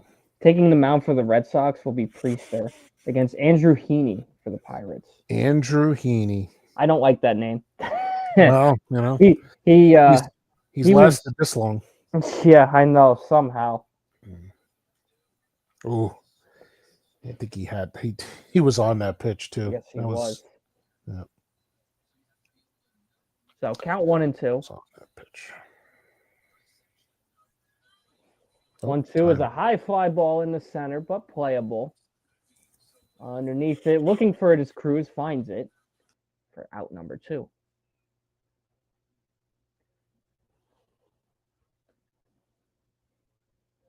So Dom Smith comes up to bat. He's 1 for 1 tonight.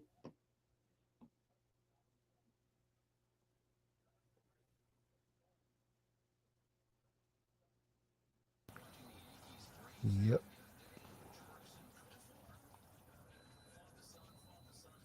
Pitch to Smith is in there for a strike. Count is 0-1. Dominic Smith drove in a 2-run single in the second, so his hot spring continues. The 0-1 upstairs. Very young-looking Dom Smith. Yes. Longtime Met comes over to the good guys.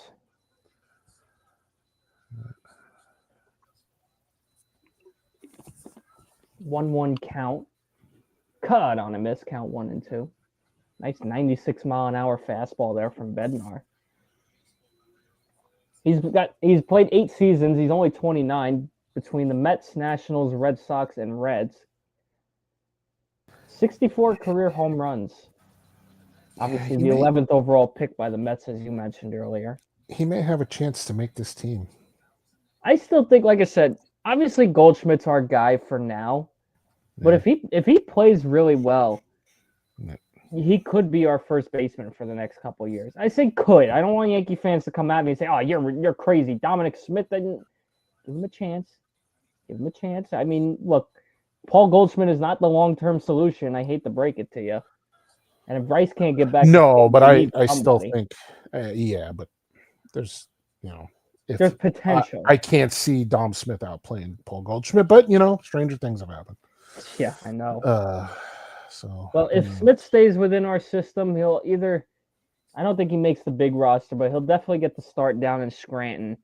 And if he has a big year, he'll definitely be back on the roster next year. 2-2 count fouled off. Yeah, but with our injuries though, he might be up a little sooner. You never know. You never know. I try not to speak it into existence. I understand. You are probably right. I'm just saying who knows? You are probably right. Say that about a lot of people. Unfortunately. I don't think we're going to see him, but we see him in like the second month of the season. Pitch to Smith, looks inside, count 3-2. Tried to fool him with a curveball. Yeah, Tom Smith.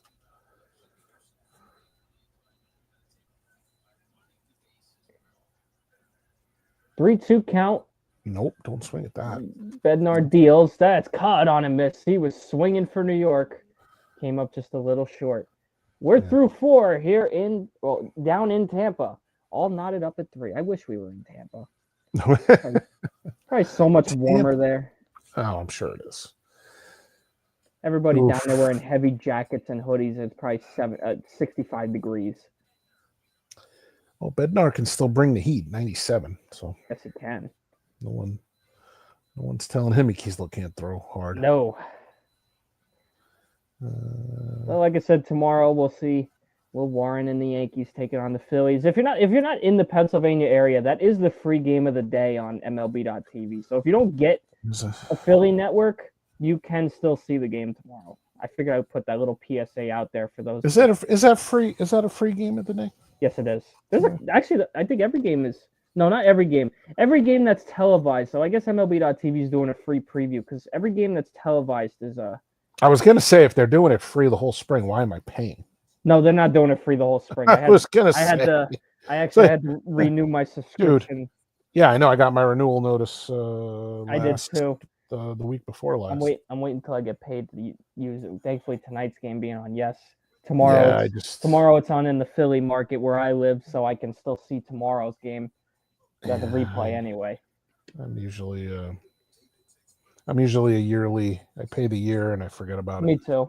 Yeah, me too. And then when you see that big bill, when you get the notification for the big bill, it's like but then you got to wait. Then you just wait another year and you're good. You don't got to worry about every month. I just stall. You know what I do? I just stall until it says, "All right, your account has been suspended. Pay your damn." That's what I do. I put in my card info. I take it out and then I just wait. There you go. Well, I'll be honest, it's only really useful for Yankee fans in the spring because at least in the spring they don't black out MLB.TV for any games. Come regular season, if you live in New York or New Jersey, or even where I'm at in PA, you're not gonna see Yankee baseball on there anyway. So Carrasco comes back out for a second inning. Cookie, Tommy Pham, good old Cookie. So we're in the top of the fifth, all knotted up at 3. They are flashing back to Meredith doing an interview on the practice field this morning. Marakovitz. Count 2-0. I think that's not Cabrera. Who is that? They're not showing a name. 2-0. Upstairs, 3. Very young kid. Oh, it's George Lombard Jr. Okay. He's the Yankees number 3 prospect in the organization. Gotcha. Or excuse me, number 2. Yeah, he hit a home run the other day against Houston, I believe it was. That's right. He's only 19 years old. The kid's got talent, so look out for him. He climbed the ranks really quickly last year. That practice field, Vinny, if you're wondering, is actually going to serve the home of the Tampa Tarpons this year.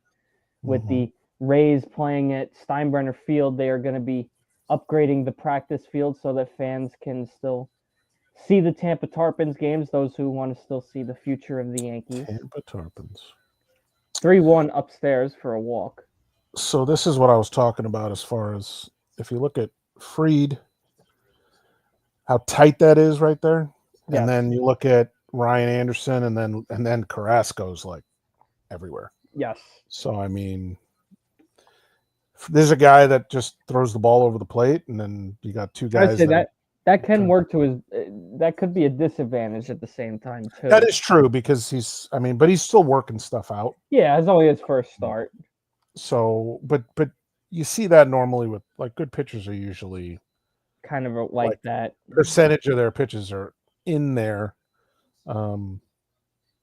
I mean, I'd like to see a full game from Cole, see where he is too, and yes. I'd like to compare the both of them, like between Fried and where Cole throws his pitches and see right how that goes. But yeah, that's just the difference between Vinny, a guy that throws the analytical expert. Yeah, I think Vinny is the next Gene Steratore. No, man, I'm the next. I'm grounded to third, fires to second for 1 on the first. It's a double play. I'm the David Cohn of the booth. David Cohn's always got those good stats. Yes, he does. You're going to be baseball's Gene Steratore. Gene Steratore. Well, I don't have the guy from CBS. I need a telestrator. That's true. But we'll cross that bridge when we get there.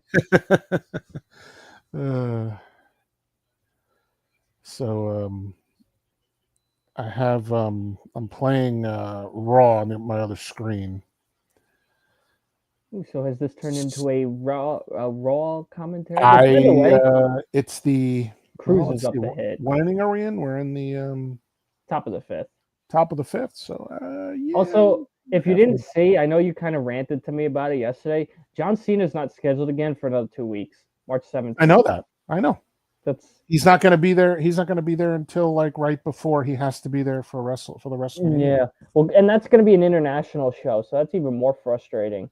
Yeah. So that's going to be when they go out to Italy for 2 weeks and we get no answers. So that's basically the way it works. But they have a plan. Yes, so they we'll do. See what the plan you is. saw our reaction to it. Yep. Count 1 and 2 on O'Neal Cruz. I assume this will probably be his last at bat of the Yeah, I would think so. I think he's gonna be. Cruz fouls that one off. Hard hit, kicking up dirt. Right now. They're showing American Made on Raw. By the way. Really, that's how they started Raw with American Made. Yeah, they got them, and then like there's a truck. I see a truck. Who is it? I don't have Netflix on this TV, so I couldn't even tell you. He looks. Oh, CM Punk looks pissed. He's definitely going to call. Oh, he's going to the ring right now, right from the truck. Love it. Here it comes. 1-2 count on Cruz. I think we got this is going to be a preview of our Split Squad stream. We're going to have two different commentaries. Ooh, Punk Punk is entering the gorilla position. And his music comes up. And here he comes. Balls low, 3-2. And if I could sing, I'd sing Cult of Personality right now. The old version, not the new. Oh, and he's not even. He's slapping some hands, and that's it. Yeah, he's all right business, to the ring. Sure. He's all business.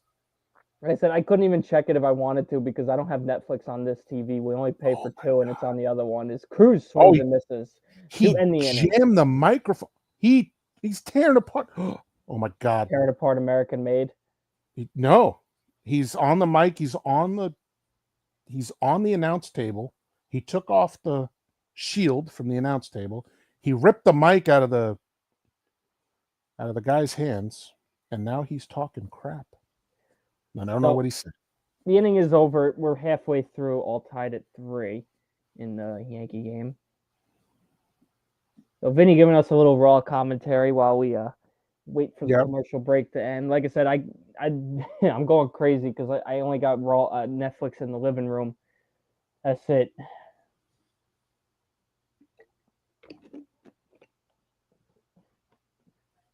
So we'll wait to see who comes in now for Pittsburgh. I can't imagine Bednar comes out for another inning, but we'll wait and see. Carrasco, 2 solid innings up to this point. Oh. As of right now, it looks like Bednar is the man to come out next inning. They haven't shown anybody else. Punk's looking for targets. Who's the first one, he said? Due up for the Yankees will be Peraza. We have, it's Bubba Chandler is the new pitcher for the Pittsburgh Pirates, as Oswald Peraza will lead off the inning. It'll be Peraza, Chisholm, and Judge. He called The Rock a bald fraud. Nice. Oh, my God. Bald fraud. He's been bald for 20 years now. Oh, this is the Punk I wanted to see. More AEW Punk? Oh, yeah. He's calling everybody out, man. This is great. That's okay. It's a good thing it's on Netflix. We can rewatch it. Yeah, that's true. He's going off. Punk is going off. Oh, we might have a visitor. I'd like to welcome in. Oh, there's Alex. Salute. GP. Salute. How you doing? Mr. Alex, how are you, sir? Doing good. Just intaking the most spring training baseball since probably the first game. So, and we actually scored tonight. Yes, I did see. We had a big inning, and then that guy Anderson decided to give it all up to Joey Bart. Yes, he did. And it's funny because Vinny literally crapped on Joey Bart 3. Well, I looked at his statistics for the last 3 seasons, and I was like, well, this guy's he's not very good. Other than being like the first round pick of the San Francisco 2 for Giants. 2 with a 3-run home run. And yeah. So Alex, obviously it seems as if then you've watched this whole game. What were your thoughts on Max Fried tonight? From what I did see, I think he did a very nice job. I think he did a very nice job in the, 2 1/3? Yes. Can't complain too much. I mean, spring training. First start. Yeah. Vinny showed a nice spray chart of that outing. So, hold on. I'm messing with this a little bit. So up the bat now is Peraza. Vinny's currently reacting to Raw on Netflix. It's all CM Punk right now. That's Yes, pretty it much is. So, Chandler deals, cut on and missed. Alex, any takeaways from the first half of this game? As I'm sure the starters will likely be coming out within the next couple at bats or so. Not many takeaways. Yeah, I mean, let's see, because I obviously, yeah, I haven't seen. I've seen more of the Peraza Pittsburgh looked offense, strike three. but yeah, I've seen here and there. But now let me ask a question, because I mean, we're going to continue talking about multiple. Peraza got rung things. up. They tried to challenge a strike. It did not go his way, by the way. yeah, and it won't be like that during the year, by the way. Just yeah. Go ahead, Alex. Do you guys think that Dom Smith has a possible spot on this roster? We were just talking about this too. I said Goldschmidt, obviously the short-term solution. I think if Dom Smith has a solid spring and he starts for Scranton, and the way the injuries are going, he might have a chance to play this year. And I said the same thing about Cookie Carrasco. Yeah, and I said before the injuries, like maybe 15%. Now I'm saying probably around 40. Yes. Yeah. That he's got a lot of guys in contention for spots. Yeah. Who are you guys taking? And I know we're only so many days in. Who would you guys prefer as backup catcher? JC Escara. He showed That's me my. I kind of want. Yeah, I like Escara too. I definitely Jackson. Like Escara too. The problem with Jackson is his offense ain't there, nor is Ben Rice. Yeah, I wouldn't need like Escara as a lefty. I mean, it provides more lefties in the lineup. I know Austin Wells is a lefty. I think the Yankees have more lefty catchers on their roster than the rest of the league combined. They do. Honestly. Yeah. It's kind of surprising after all these years, because it's been righty. We've been very righty heavy. Very righty. The all righty lineups. After Posada at catcher, the switch hitter, we were Brian all McCann. right-hander. So Chisholm is hitting, count is 3-1. Yeah, Brian McCann. I forgot that experiment. Yeah, I remember that. He caught at my first ever Yankee game, actually. Yeah. 3-1 to Chisholm. Chisholm works a walk, as the captain, Aaron Judge, will come up to bat. Aaron Judge hitless tonight so far. Now, Alex, obviously, we tried to keep things kind of neutral here. We were talking about the Pirates a little bit. What is your expectations for them going into this season? Now, obviously, they only went 76 and 86, but to them, that's a step up from where they've been. But, oh yeah, I forgot, Alex, you're probably like 10 minutes ahead of the both of us because you have regular cable. Yeah, I've been keeping my mouth shut for the most part, but that's fair. I respect that. But what would your expectations be if you were a Pirates fan? Judge swings at an ugly strike. Well, let's see. You got Paul Skeens. You got pieces to build around. Well, what was the because they? If I'm not mistaken, I could be wrong. Last. They had like a good 2020. They got out to a good start. They got out to a good start. I 2 years in a row. Start. Didn't they have like a decent 2023, and then 2024 was like nothing? It was so the last 2 years it was good starts, not so good finishes. Well, it was because also you got to remember when the announcements came that they were re-signing Reynolds and Brian Hayes, everybody went crazy like, oh, they're keeping their guys. Money. They spent money, but there's only so much. They haven't spent. I mean, they haven't spent. They're one of those teams that just they collect. They're not there to win like they were back in the 70s. They've become a bottom feeder like the Marlins. That's the way I look at it. But hey, the fans have something to at least look forward to. It's probably the most hype that they've had in about 12 years or so. I'm not even exaggerating when I say that. What's it been, 12 years since they made the playoffs? 2013? Something like that. So 2-1 on Aaron Judge. Chandler deals outside. Alex, we'd like to thank you for all the shout-outs you've given us. We've had some consistent viewership tonight, which we do appreciate. Armand was in here a little while ago. Yeah, Armand was Armand's a trooper, man. Yes. Armand's a trooper. Armand's great. Count 3-1 on. So should we talk about what I wanted to talk about from the beginning about the You can. I don't know if you want to wait till the end of the inning or. We'll wait till the end of the inning. I'll do it during the commercial because it's Gotcha. Because it is an interesting story. It's an interesting story.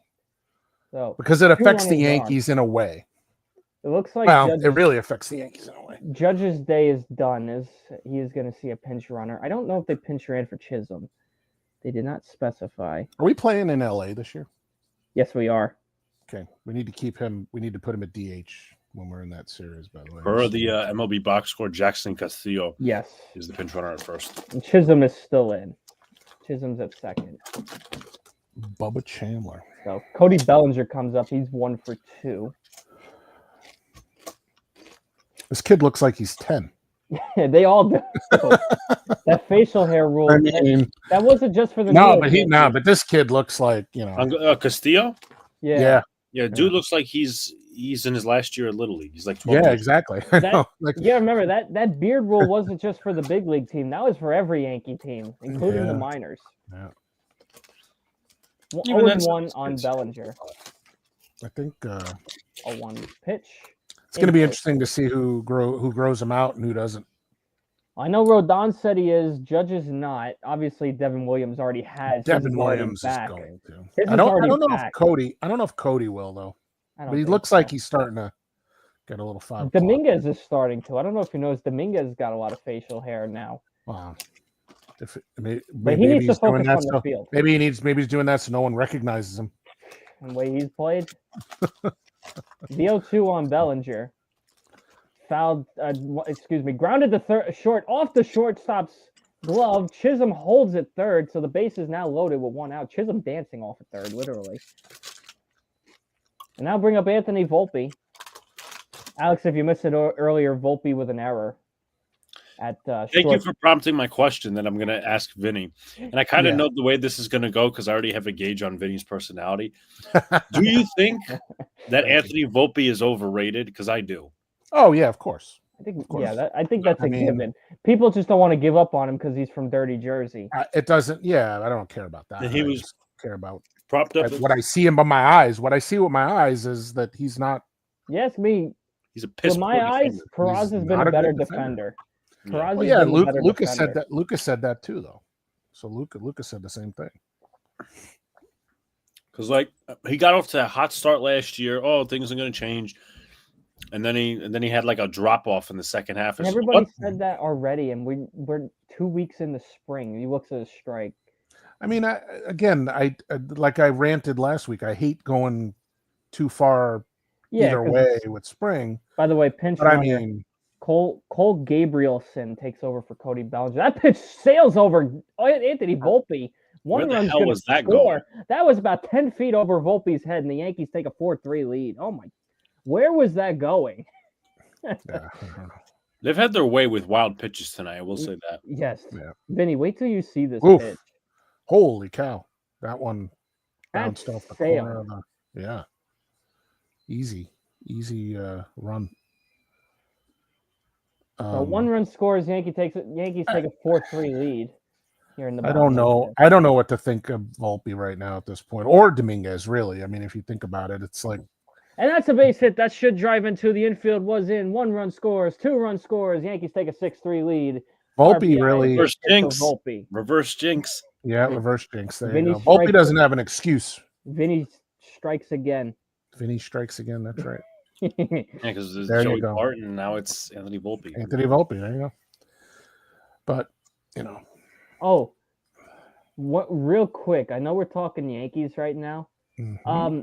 Vinny, would you like to ask Alex what he thinks about we're getting a pitching change, so this works with Grisham coming up. Would you like to ask Alex about the future Giants quarterback? Oh, yeah. So what do you think about Aaron Rodgers changing uniforms, wearing number... what number would he wear with the Giants? Would it be 12 or 8? It should be 10. It should be 10. Did anybody who wore 12? Did they retire? They retired 11. I know Phil Simms was 11, correct? So yeah. So technically, I think if he wanted to, he could technically wear fucking 12. He could wear 12. Probably. I'm trying to think. Because we had Joe Namath. There's no way he was going to wear 12. I don't think 12 is retired. Wasn't that Ryan Nassib's number for a while? Yeah, it was. There you go. Yeah. No. 12 is not retired. I think we're safe there. Okay. Usually, like a wide receiver would wear it, but I don't. And then a follow up to that is, what do you think of Mel Kiper Jr.'s mock draft? His second mock draft. Sorry, he had you guys taking Travis Hunter, and the Jets getting Shador at 7. Oh, that's absolute. First of all, Luka would. By the way, I'm just saying, because I gotta in like 2 minutes, I gotta pull my car out for my neighbor. Okay. He would be Aaron Rodgers if he were to be a Giant. Would be succeeding the number 12 from Tim Boyle. Tim Boyle, okay. There's that. That makes sense. The second thing is, I ain't a big fan of. I'm quarterback or bust in the first round. With the Giants. Okay. I'm QB or bust. All right. Well, Alex, we'll let you hop out, do your thing. Do your thing, man. He will be back in like 2 minutes. Gotcha. Right. Well, Yankees showing off the Hope Week stuff. They're already getting a little early kickstart with that. Is Walsh is the new pitcher for the Pirates with Trent Grisham up to hit for the New York Yankees. Yankees have taken a 6-3 lead, putting up 3 runs in this inning.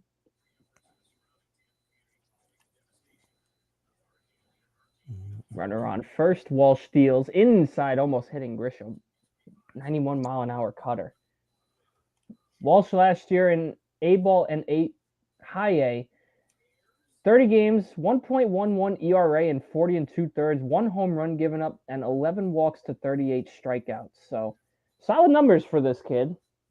See what he can do here against the big bad Yankees. It'll be a 1-0 to Grisham. Grisham deals. Pitches low, and that throw down to second on the stolen base attempt sailed badly. Volpe in with an easy steal. Vinny, what are we missing on Raw? Good question. CM Punk's still chatting. He's still going 20 minutes later? Yep. By himself? Or somebody with him? Here's the pitch to Grisham. He's calling out Rock again with his he said the word BS on air. Are we really gonna get CM Punk Rock 3? Yep. Imagine. He did the thing with the goosebumps. He's like, "You doing your BS?" Pitch in there. And the crowd is chanting CM Punk. Huh. Why is he going after Rock though? When Seth pulled his nonsense. Wow. He's just going off on him, bro. He didn't earn it, he said.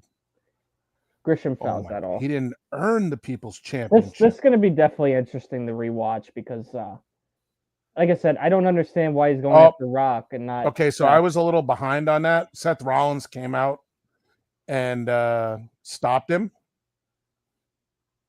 So now, yeah, Rollins and Punk are going at it. Nice. 3-2 count on Grisham. I think it's gonna be Rollins and Punk at the Rollins, Punk, and Roman. That's my prediction. That is inside. Grisham works a walk. Yeah. We will see a pinch runner for Grisham. It will be Brendan Jones taking over for Trent Grisham. So we're officially at that point now where it's going to be minor leaguers taking over as we are minor leaguers versus minor leaguers, right? Yes, we got the Yankees farm system versus the Pirates farm system. So Ben Rice comes up to hit. He's 0 for 2. This went really bad for Pittsburgh really quick. Yes, it did. It felt like their whole season in a nutshell. Volpe steals third with ease. Not even a throw down. Yeah, Volpe stands on third. I don't know if Jones went as well. They're not showing. Yeah, Jones did go, so it was a double steal. So Yankees now have runners in scoring position with only 1 out in the inning. Yeah, you gotta when you get that kind of lead like that, man, that's kind of a check swing by Rice. Did he go? Yes, he did. Count 1-1. He didn't even. I don't think Volpe went back to the bag. Really? No, I don't think so either. He just took off. Yeah, he didn't. He just didn't even stop. I don't think that Rice actually went there. That looked like a good check swing to me. But 1-1 pitch, check swing again, did not go this time. Count 2-1. Pirates infield is in again, trying to keep this from turning into a blowout. Yeah. Situational baseball right here. Yes, it is. So 2-1 count on Ben Rice. The pitch. Rice swings and misses at a pitch way in the dirt. Count 2-2. Wow, he's so off somehow. He's trying to hit it. He's trying for the big fly, and he doesn't have to. He gets it to the outfield. He gets in 1 run. Yeah. 2-2 count. Walsh steals. Inside. Did not fool him this time. Count 3-2. He's turning on those pitches as if he wants to just... He's trying to hit that back to the Bronx. He just needs to take the pitch. Well, he needed to take that one. That one. Yeah. Well, that one there. It tried to fool him with the same pitch. 3-2. Inside ball 4. The bases are loaded once again. So is that maybe a strategy with him? Maybe pitch him inside. He thinks he can take that inside pitch and pull it. So incoming is J.C. Escara, the kid we've been talking a lot about, our personal favorite for the backup catcher position. He comes in to hit. He gets his first at-bat right here for the Yankees. Another left-handed bat. Good eyes by Ben Rice. Here's the pitch from Walsh to Escara, and I think that hit Escara. No, maybe. Nobody ran. I won't know until it happens. Escara hit 261 last year, 12 home runs, 64 ribbies, as we mentioned earlier, between Somerset and Scranton Wilkes-Barre. The 1-0. Check swing, he went, as I was in the zone anyway. Count 1-1.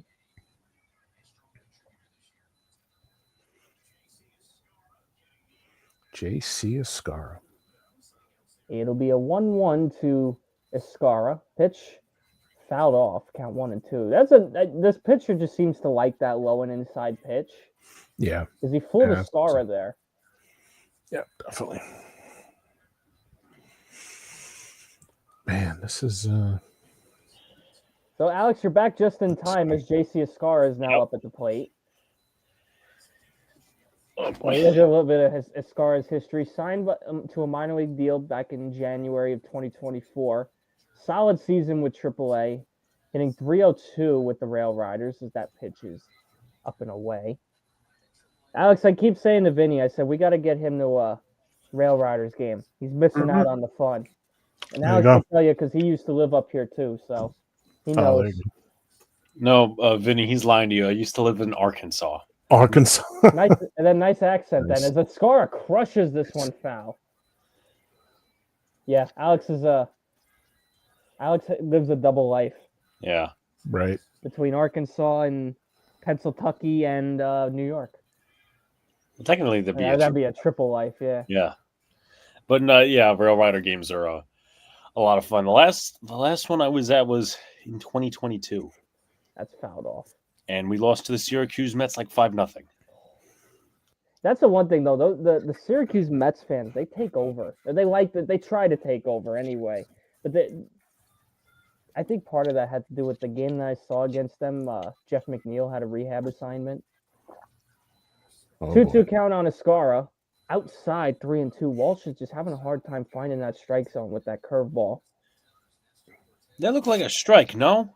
No, I don't think so. Oh, they challenged it. It was a strike. Okay, Alex was right there. No. Catcher just didn't do a good job of framing that. Let's call it what it is. Yeah, the catcher did a horrible job trying to frame that. Yeah, that definitely. Well, I could see why the umpire called that a ball. So Escara goes down on strikes 2. Yep. Get the Pirates their second out. Coming up to bat now, Dom Smith. Smith looks at a strike, count 0-1. So I was thinking about the leadoff spot, and I remember a couple of days ago when you guys were doing your stream, I was putting my stuff in chat, and then I was thinking about it today, and I'm like, you know what? Remember the old days, especially on opening day, when Josh Donaldson was our leadoff hitter? Yeah, that was crazy. And we went to that first game. Saw one of them, and actually he walked off that game for us, if you remember, against Boston. Man, Josh Donaldson. Jeez. Terrible trade. Yes, it was. 0-2 on Dom Smith. Walsh looking to get out of trouble, keep this a 3-run deficit. Pitch is hit in the air, left field and shallow, and it's going to dunk in for a base hit. This Another dunker for Dom. And the Yankees are going to make it at least 7-3. It was okay, so only one. No, 2 runs did score. It is 8-3 Yankees as Peraza comes comes up to hit. Holy cow! He's doing a good job. I mean, they're hits on the scorebook, right? So yes. I mean, doesn't matter how you hit them. Walsh has had the best numbers of every pitcher statistics-wise from last year, and he is struggling the most right now. So it's 8-3 Yankees here in the 5th as Peraza comes up to hit. He's 0 for 2. Oof. Yeah, Peraza's like that Diet Coke you have in the fridge, and you never drink it, and then eventually you have to throw it away. Either throw it away or you drink it when you have nothing else. There you go. 1-0. It's like at the back of the fridge too. The back of the fridge, right? Yeah. The one that gets forgotten about behind all the other drinks. That's right. Oh man. Dom Smith's still in there at first base. He 2 for 3 on the night. He's got 4 RBIs. Wow, that's crazy. And Peraza hits one to left. This one will be caught to end the inning. Oof. But a big 5-run inning gives the Yankees an 8-3 lead. We go to the 6th with the Yankees on top. So, here's something I want to bring up. So I saw this story, and I do normally read the Wall Street Journal just because I mean, I'm a little older than you guys, but I did see a sports article, and it said MLB plots a new TV model after striking out with ESPN. Now we all think, and I think we all thought that Manfred I had thought Manfred maybe had gone rogue on this and gone on his own. Well, it turns out that ESPN, after having been paying $550 million a year for baseball, are actually lowballing Major League Baseball and saying we're not going any higher than $200 million per year. Ooh, that's 300. We're taking $350 million. So Manfred, I'll give him credit. He said, "Screw you." Mm-hmm. The problem is now he's thinking of this hokey deal where the individual franchises aren't going to stay individual anymore, and all the TV money gets put in a pool. No, kind of like the every NFL. team. See, and this is where it affects the Yankees, the Mets, the Dodgers. Well, I'll tell you this, the Mets already caved in because now they no longer get blacked out because they just let MLB take over their broadcast. So let me read this. Manfred's model would require teams to cede control of their local rights to the league office so that MLB could sell them collectively as a unified streaming package. It ain't going to happen. Viewers would be able to purchase the games of teams they want to see without the blackouts that have long-vexed devotees who actually live near where their favorite teams play. I'm going to tell you now that's not going to happen. I mean, the idea behind it, no more blackouts, is what everybody's looking for, but you're asking these teams to give up, some teams are probably going to give in, like the small market teams aren't going to care, but teams like the Yankees, teams like the Dodgers, Red Sox, they're not going to do that. I'm going to tell you that right now. And it also says the problem is that today's media market looks vastly different to small market teams like Milwaukee and Pittsburgh than it does economic juggernauts like the Dodgers and the Yankees. Franchises like the Brewers might have the most to gain from an overhaul as they could close the gap between themselves and big market outfits, resulting in budgets to sign more star players. Cookie Carrasco back out to pitch again. Yeah, that's pretty much kind of what I said. It even says small market, but then it goes on to say the difficult task for Manfred will be convincing teams like the Yankees, Dodgers, Red Sox, and Cubs to give up control of their local media for the greater good will ultimately benefit them too. And here's the thing. I don't know how that benefits us at all. Oh, it doesn't. I love that quote, the greater good. Yeah. Yeah. And Manfred said it too. The greater good? Really? He's talking about the greater good. He's the same man who ruined he's part of the reason the 2020 season got screwed up. He ruined extra inning baseball. He's ruined. If you guys get a chance to read it. It's an interesting article. It's going to affect us. If we go to this, it will affect us for sure. Yes. Joey Bart wants to walk. This will be the start of probably, I would say, if they start this, they're going to go to a salary cap. And that's going to affect us big time. And then the lockout's going to happen either way. Yeah, December. So wait, is the lockout after this season or next? 2026, December 2026. After the 2026 season. I think the contract. I think we had this discussion. Contract December 6th or December 3rd or I don't remember. The World Baseball Classic is safe. We can at least oh boy, it's going to happen. Well, at least if somebody gets hurt, it'll be plenty of time to recover. That is true. Send the entire Yankees out to their play whoever. Yeah, exactly. Yeah. What was it? The entire time during the lockout, the first time we were just watching Dominican baseball? No, we were watching. I wasn't even doing that. We were watching college baseball, Alex. But you know what's funny? You know what's funny is if the lockout happens, minor league baseball doesn't get affected. Good. As long as you're not on the 40-man roster, minor leaguers can still play. So you and I, Alex, we both said we're going to be watching a lot of Rail Riders baseball. Yeah. And that's a Bobble Chisholm commits what I believe will be an error. So that puts 2 on with nobody out. Man. It's interesting to see that he's still in the game. Yeah, I know. Yeah, that is weird. That is weird that he's still in the game. Maybe sure. Now, did you guys see the potential Sunday night baseball plan? No, I did not. It sounds like he wants to go to either Netflix, Amazon, as Vinny kind of said he wants. Netflix, Amazon, or I think they're going, but I think they're going that way. I mean, look at what he just said. He said he wants to put together a huge streaming package. Yes. There's no way he's thinking streaming all the way. Yeah. All the way. Here's the thing, right? It's kind of interesting. We all have our problems with the NFL. Vinny, we're at a Roger and Max Fried conversation again. Oh boy. We're back at it again. Go ahead, Alex. I'm sorry. Take a drink every time you see that. The NFL, we all have problems with the NFL and like Amazon and all this other different stuff. Number one, I think baseball is absolutely the worst. With I agree. This whole entire streaming crap, because think of it this way, right? Holy Jesus, he almost got hit. Sorry for the spoiler. What was I going to say? We're in This is think of it this way. Podcast mode after the 5th. Yeah. Mm-hmm. Think of it this way, right? There is not really such thing as prime time in baseball. No, there isn't. No, there isn't. And then you're taking, ESPN, whatever that situation was, as Vinny explained it. And you're taking that out of the mix. You're not saying, okay, we're going to try NBC or CBS. Mm-hmm. Instead, we're going to go to streaming and price all the fans out that are older and that are more loyal. Right. Yeah. Right. And I was looking because my Armand, I have a group chat with him and Luca. He sent the Apple TV schedule for the first 3-4 months of the season. Mm-hmm.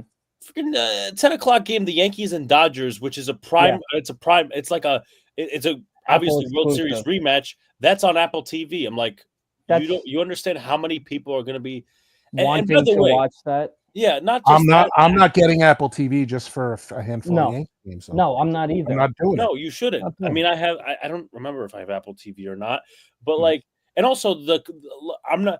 People could come at me and all these other different things. The broadcast sucks on Apple TV. Oh, no, I even said that. I've even said they need to take it off of Apple TV. I don't know. Their broadcast is horrendous. Let's think of it this way. Does any other sport go through Apple TV? No. For streaming? No, yeah. No. Uh-oh. Oh my God, he just got saved. I'm sorry. I apologize again. No, you're good. All right, so Cookie Carrasco deals. That is a high fly ball in the shallow center. Volpe trying to track it down, losing it. He dropped it. Volpe dropped the fly ball. They get the runner at second because obviously he wasn't going there. I just don't remember him having this many problems in spring last year. No, I don't either. I get it. They're in a tougher stadium did that but that went did that throw in the World Series just totally screw him up? Yeah, but he was struggling before the World Series. But defensively for a while. What is going on? I feel like I'm in like bizarro world here. Him and Dominguez on the field is going to be a clinic this year. Oh man, and they're both and they're probably playing both sides, like the middle of the infield. Alex, if something big like that happens, go into commentator mode. Okay, just go into commentator. I'm giving you permission to. All right. Oh yeah. Just tell us to shut up. We'll be. Yeah, no, that's fine. It's fine. It's fine. You're helping. You've been helping us, so it's only fair. Yeah. But runners on third, 2 outs. Alex was just getting to the point about, there's no prime time, which I agree with. Yeah, it's true. It used to actually back in my day. I'll pull the back in my day card. We joke about that all the time. There was a prime time. You had the Monday night. There was a Friday. I think it was like a Saturday night game of the week. Fox. And there was even a Monday night game of the week. Mm-hmm. After football season, they did a Monday night game, and I remember that. And it was. Hey, listen, it was always primetime baseball. Because ESPN technically does that, but the problem is they pick the same 5 matchups. If it's not Yankees, if it's not Yankees, Red Sox, it's Yankees, Mets, Yankees, Dodgers, Braves, Phillies, occasionally Mets, Phillies, Giants, Dodgers, and Cubs, Cardinals. But here's the other thing. Manfred came out and said Cookie Carrasco is being publicly out, by the way. that ESPN would rather carry football than baseball. Duh. Well, obviously, what kind of question is that? What quote is that? It's stupid. Yes. He should have led with, look, they offered us $200 million for something they were paying $550 million, saying that we're losing ratings, which technically is true. But let's be honest, ESPN's broadcast sucks too. Right, but here's the principle. You're taking $350 million away. Right, but here's the point, and I want to go to Vinny's point too. You need to what Rob Manfred should have done right there: take a page out of Brian Cashman's playbook and negotiate with the media, leak everything. Exactly. I would have done it. At that point, yes, I agree. Just even like MSG's gonna lowball you. Yeah, like MSG with the whole optimum situation. And no one is going to compete with the NFL at this point. No one. Nobody. No. Football, basketball, hockey, and baseball combined. The only thing that can ever come close to the NFL is college football. That is what is ESPN paying them? $750 million a year? Something like that. And let me ask this, right? I think Sean was talking about Amazon as a possibility. Well, I threw that out too. I threw out Netflix actually. Yeah. How are you gonna if it is Amazon, how are you gonna do that? Because for the Yankees, most of the time when they go on Amazon, it's Michael Kay and whoever. That's a local thing. Yeah. We're used to that. I don't know how you do it. I don't know how you do that. I don't exactly. That needs to be negotiated. But this is where the pool comes in, though. This is where Manfred's saying we're going to stop all the regional stuff. We're going to get rid of all that and make it like the NFL, where it's either CBS, Fox, or but he's saying it's going to be better because you'll get to see your own team without blackouts. He's trying to use the blackouts as the prime example. But what he's got to remember is you look at the big markets: Yankees, Red Sox, Dodgers, Cubs. Cubs are big. Cubs are big. And they have their own network. Even if they're not on, even if aside from a local, those teams are nationally televised all the time. So if you're a fan of one of those teams and you don't live in that market, you still have a very good chance of seeing them anyway. Yeah, I hate Manfred. I really don't like him. But if ESPN is going to do that to him to baseball, sure, go see you later. I agree. That's no respect at all. By the way, but don't come out and say like, "Oh, the NFL." They want to play the NFL. Like, don't even mention the NFL. Stop. You're embarrassing yourself. Fun fact for everybody here, I guess. This dude up here, Josh Palacios, not in my time with my high school. Palacios, yes. But Palacios hit a huge grand slam one time against my high school. And they got the bases loaded right now. Are you really going to speak that into existence? Well, there was also a time where Dellin Betances did the same thing against New Utrecht. That is true. Dellin Betances proceeded to blow a kiss to my my baseball coach. Yeah. So where So where did you go to school? Utrecht. You went to Utrecht? I had a bunch of friends went to Midwood, so I kind of yeah, that's like 10, 15 minutes away. They all played lacrosse though, so I don't know. 2-2 count with the bases loaded. How do you say this pitcher's last name? Grosz, Grosz. Graz. Well, he's one strike away from getting out of trouble. The Pirates are a big swing away from making this a 1-run game. Palacios is 0 for 2. Oof. Well, anyway, there's a lot there as far as TV goes, and I agree. I don't know where we're gonna. I have no idea where we're gonna go now because I think Manfred's so mad at ESPN, he's never gonna go back. Well, and I think this is going to be one of the other key issues with when the lockout does eventually begin, is the broadcasting. And what are you going to do? What are you going to do to how are you going to approach it with the Dodgers and the Cubs in the end? Yeah. Oh, for the good of the game, you should come and you should give up all that freaking money. Oh, it is fair, and that will end the inning. Yankees get out of trouble. Get rid of your whole advantage for what? That's preposterous. So that Pittsburgh doesn't have to spend any more money? And Kansas City doesn't have to spend any more money? I hate those. I hate when that happens. You think Hal Steinbrenner's given up the yes? But they already give a ton of money in revenue sharing. Yes. And what does Pittsburgh do with it? They put it in their pocket. Yeah, exactly. It annoys the crap out of me. These teams that don't spend. That's why we need a floor before we need a cap. I agree. 110%. I used to be like a salary cap guy, and then I started realizing I'm like, you know what? You need a floor more than that. Yeah, no, absolutely. And then I started realizing I'm like, you know what? Baseball's owners are obviously the worst out of every sport. So they're horrible, bro. 100%. But in a way, MLB kind of created this monster. No, they did back in '94. Yeah, they sort of created this, and that's as much as I hate Woody. At least that sometimes he'll spend money to at least make the team, I don't know, to sell tickets. Somewhat relevant, yeah. Yeah, and then Hal, we say Hal's cheap, but compared to who? Compared to George? Yeah, probably. Well, yeah, no.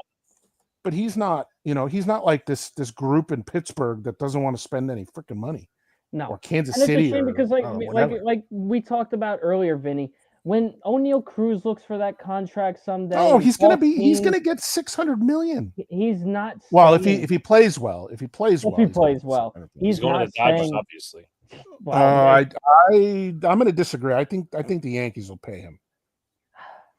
It's a matter of who pays more. That's the problem.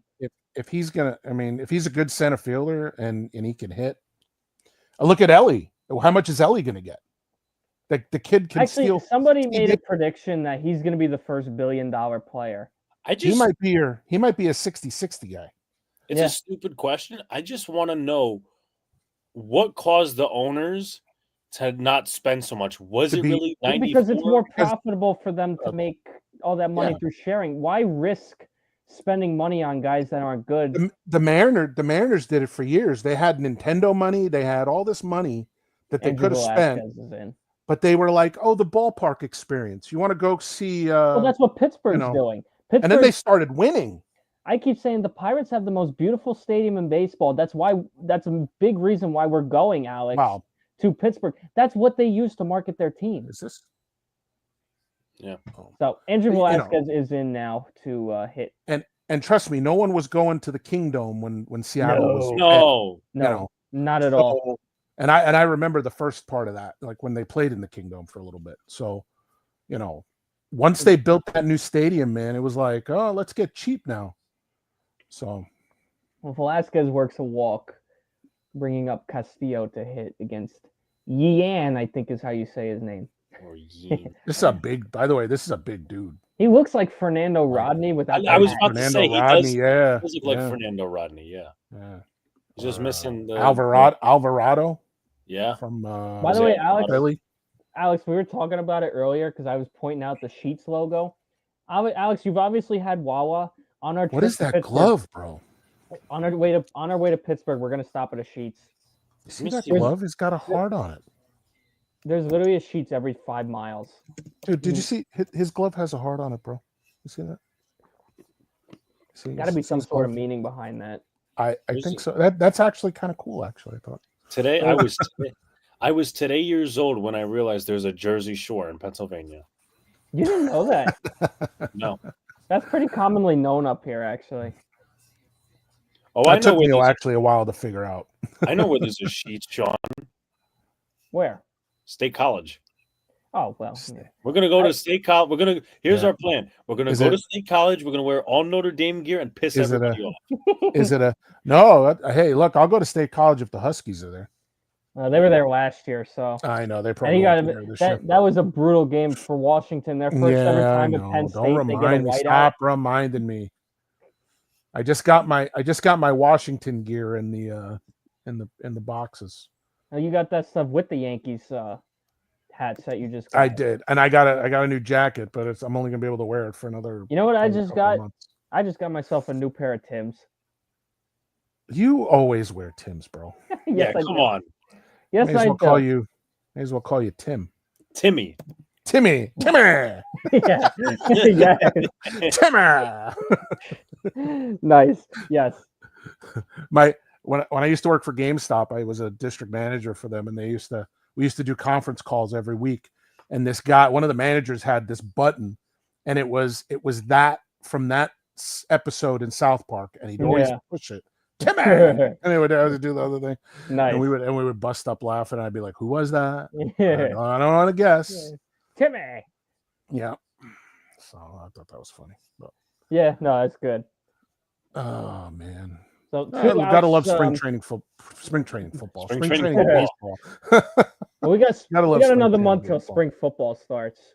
But Velasquez got picked off at first. I guess he tried to steal and then ran back to first. So inning is over. We're going to the top of the seventh. The Yankees lead 8-3. Numbnuts. Yeah, no kidding. I don't think we see him making. I don't even think he stays with the Rail Riders. Honestly, I don't. Doesn't have made an impact. No. No, the only thing that you can really mark it off of him is he's from the Bronx, and he looks like someone from the Bronx. I will say that. You would think that guys in the minor leagues know that the Yankees are having problems in the big club with injuries, that they would play a little harder, especially Volpe. Well, see, here's the thing. Now, me and Alex had this conversation on his channel a couple years ago. The coaching style in the minors is very different from what the major league team teaches. And Alex can back me up on this. They preach contact. The Yankees preach home runs. Yeah, I mean, why do you think that Marcus Thames and Dylan Lawson did absolutely nothing when they came to the big league? We have sources to confirm that. Alex does really, but we've done interviews with minor league content creators who were attending games, especially years ago when the Staten Island Yankees were a thing. He was going to every minor league game possible. And there's been guys that have said it to the media. There was one guy, I think that what year was that? He came out and said basically the minor league system didn't even teach me the fundamentals. It was all. Oh, I know what you're talking about. Who the hell was it? Alex, I forgot who that was, but it was. We were still doing our WSIA show. Yes. Oh, who the heck was it? What do you remember? The guy Alex who criticized the minor leagues. He criticized the minor league. Well, no. Was he a catcher? He was a catcher. Yeah. Was it Brantley? Rob Brantley? No. You talking about the lefty for the Yankees? What was his name? I don't remember his name. Hold on. Luca. The dude's name that criticized the Yankees minor leagues. For the different coaching style compared to the big coaching style, the analytics. Remember, it was like a year or two ago. He used to play for the Yankees. Oh, this is annoying. Remember, we all know who we're talking about. Sorry, I brought it up, but that was one of the guys that. Yeah. No, because that ties into our conversation. Just the minor leagues, like I said, they're preaching, and there was a reason. Ben Ruda. Yeah, Ruda. That's right. Oh my goodness, okay. Yeah, because in the minor leagues, they're preaching a completely different. No, they're actually Tim Hill is in, by the way. Tim Hill. So a big name actually this late in the game. That's surprising, but the minor leagues was preaching basic fundamentals of baseball, and then there's the Yankees. Where what he talked about in that interview is how they were more focused on a launch angle. And this where does that come from, though? Where does that come from? Where does it come from? I don't know. I'm asking you. Where does it come from? Just the fact that they're a heavily does it come from? Does it come from Cashman? It could come from. It could be from all of them for all we know. I'd say Mike Fishman, the analytics head in the. You think it comes front from? office. You think it comes from the head of analytics? Yeah, Mike Fishman. Fishman. Yeah. He's such a. You look at him. He's such a snot-nosed idiot too. Like all those smart guys think they are. Yeah. I listen. I'll say this as well, and Sean's probably heard me say this 1,000 times. I think one of the biggest problems with the Yankees and player development and all these other different things that go on is that they have so many lifers in the front office. It's not even funny. Yeah. Their assistant I mean, you might have to explain to Vinny what you mean by lifers. I know what you mean. He may not. Yeah. So like put aside Cashman for a minute, right? Gene Afterman, assistant GM, has been there since 1998. Damon Oppenheimer, one of the top scouts that you've probably heard the name of, been there since 2005. Yeah. There's some other. I can't think of his name. It's not Kevin Russo because he used to play in the minors for the Yankees. Some other Kevin Russo. I remember. Yeah, I remember Kevin. Russo. I know he's a scout with the Yankees now. Matt Daly's a scout with the Yankees now, the former pitcher. But like, there's so many people in the organization, and I saw this like a year or two ago. That like someone put up a comparison of the Yankees and then the Astros front office, which was completely new. Yeah. Mm-hmm. And obviously, have the Astros been obviously the Astros, they had that second half comeback last year, but obviously they've been a in some ways a better organization than we have. At least think about it like this: 5 years. There's a reason the Rail Riders have a championship within the last 10 years. The Somerset Patriots, I think, have 2 championships since joining the Yankees system. If you remember, Alex, the Trenton Thunder had a championship. Yeah. Mm-hmm. There's a reason why it's worked in the minors, but not the majors. Here we go. Tim Naring. Naring, yeah. He's a and you know what? You know what's funny about that? And my brother always laughs. He played because my brother always laughs when I make this for joke. Tim Hill, by the way. 1, 2, 3. What happened? And I'm actually comparing this to football. So what the Giants were about to do before they fired Judge in 2021 is that they were gonna keep Joe Judge and then promote Kevin Abrams, the assistant GM, to the GM, which obviously would have been ludicrous, and they didn't do that. But before Cashman got his extension with the Yankees, there was a source that said that the backup plan was we're gonna keep Aaron Boone and promote Tim Naring to GM. Which essentially would have been the same thing, which would have been awful. And then the other guy's name is Kevin Reese. That's the guy I was thinking. Kevin Reese, yeah. Okay. But here's the thing. They see it as, they have that thinking of stability. So you have continuity and stability in an organization. That's what's going to make you win. Well, that's not necessarily true because look at the Pittsburgh Steelers. You have continuity, you have stability, but they have never been able to get out of the second round? Stuck in the middle. Forever? They can't even. No, the first round. Oh, first round. Okay. I gave him a round. Why don't you give it to me? No. You need to know of our failures. So if you think about it, does stability? Now, here's the question for you: does stability actually work, or does it not work? Because then we take teams that fire their managers and GMs and stuff, like the Jets, every 3 years. Well, yeah, it depends. I would cut off my right arm for some stability in that organization. I guess in this case you have to classify stability, like not classify as like a definition of stability. You have to literally put it into tiers of stability, because you could have stability that's like the Chiefs, which is good. You could have stability which is terrible, which is like a team losing continuously. So then it's a case by case basis. Yeah. Yes, absolutely. Okay. Like obviously stability with the Giants for the last 2 years is not good because they kept the same GM. But you have an owner that believes in stability like we do, like the Yankees do. Yeah. Right. So when he wants to. That's where it comes from, though. No, you're right. It comes from the top. Look at Woody. Woody's a freaking mess. He's a hot mess. Especially he runs it the same way. Yeah. No. Especially when you don't have people that are actually involved in the game. There's no, and I hate Michael Lombardi. Man. I don't know. Do you guys know who Michael Lombardi is? He's the ex-Browns GM who's like a commentator. So he's an idiot. I hate him. But he says you need problem solvers in your organization. Mm-hmm. So that's the question you need to ask. Do you have enough problem solvers in your organization? The Yankees have like status quo. It's like they have a bunch of lifers. We're not really here. We're not really there, but we're going to make the playoffs every year. Yeah. The standard for the Yankees. So maybe we don't want to be the status quo anymore. No.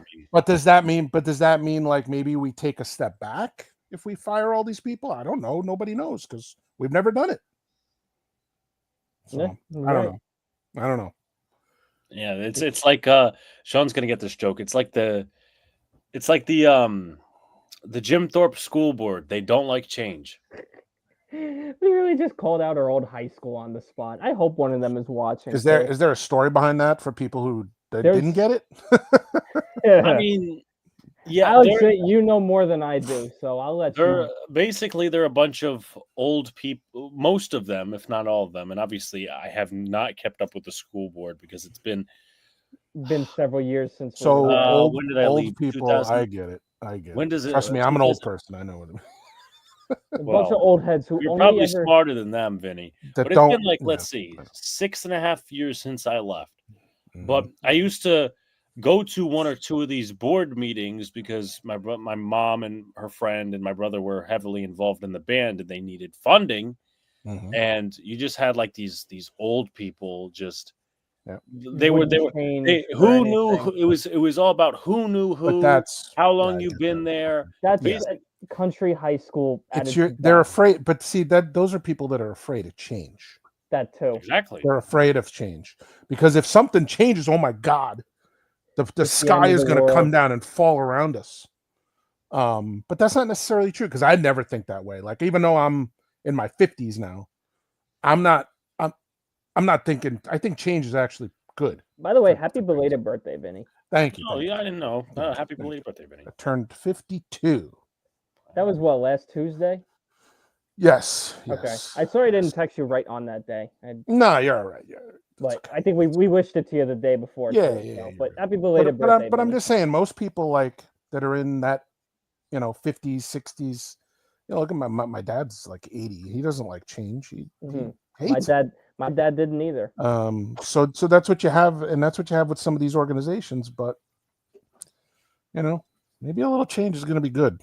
So George Lombard Jr. struck out Yankees number 2 prospect. But the other problem is like I know me and Sean always talk about Boone, but the problem is also the game has gone a different way where. Yep.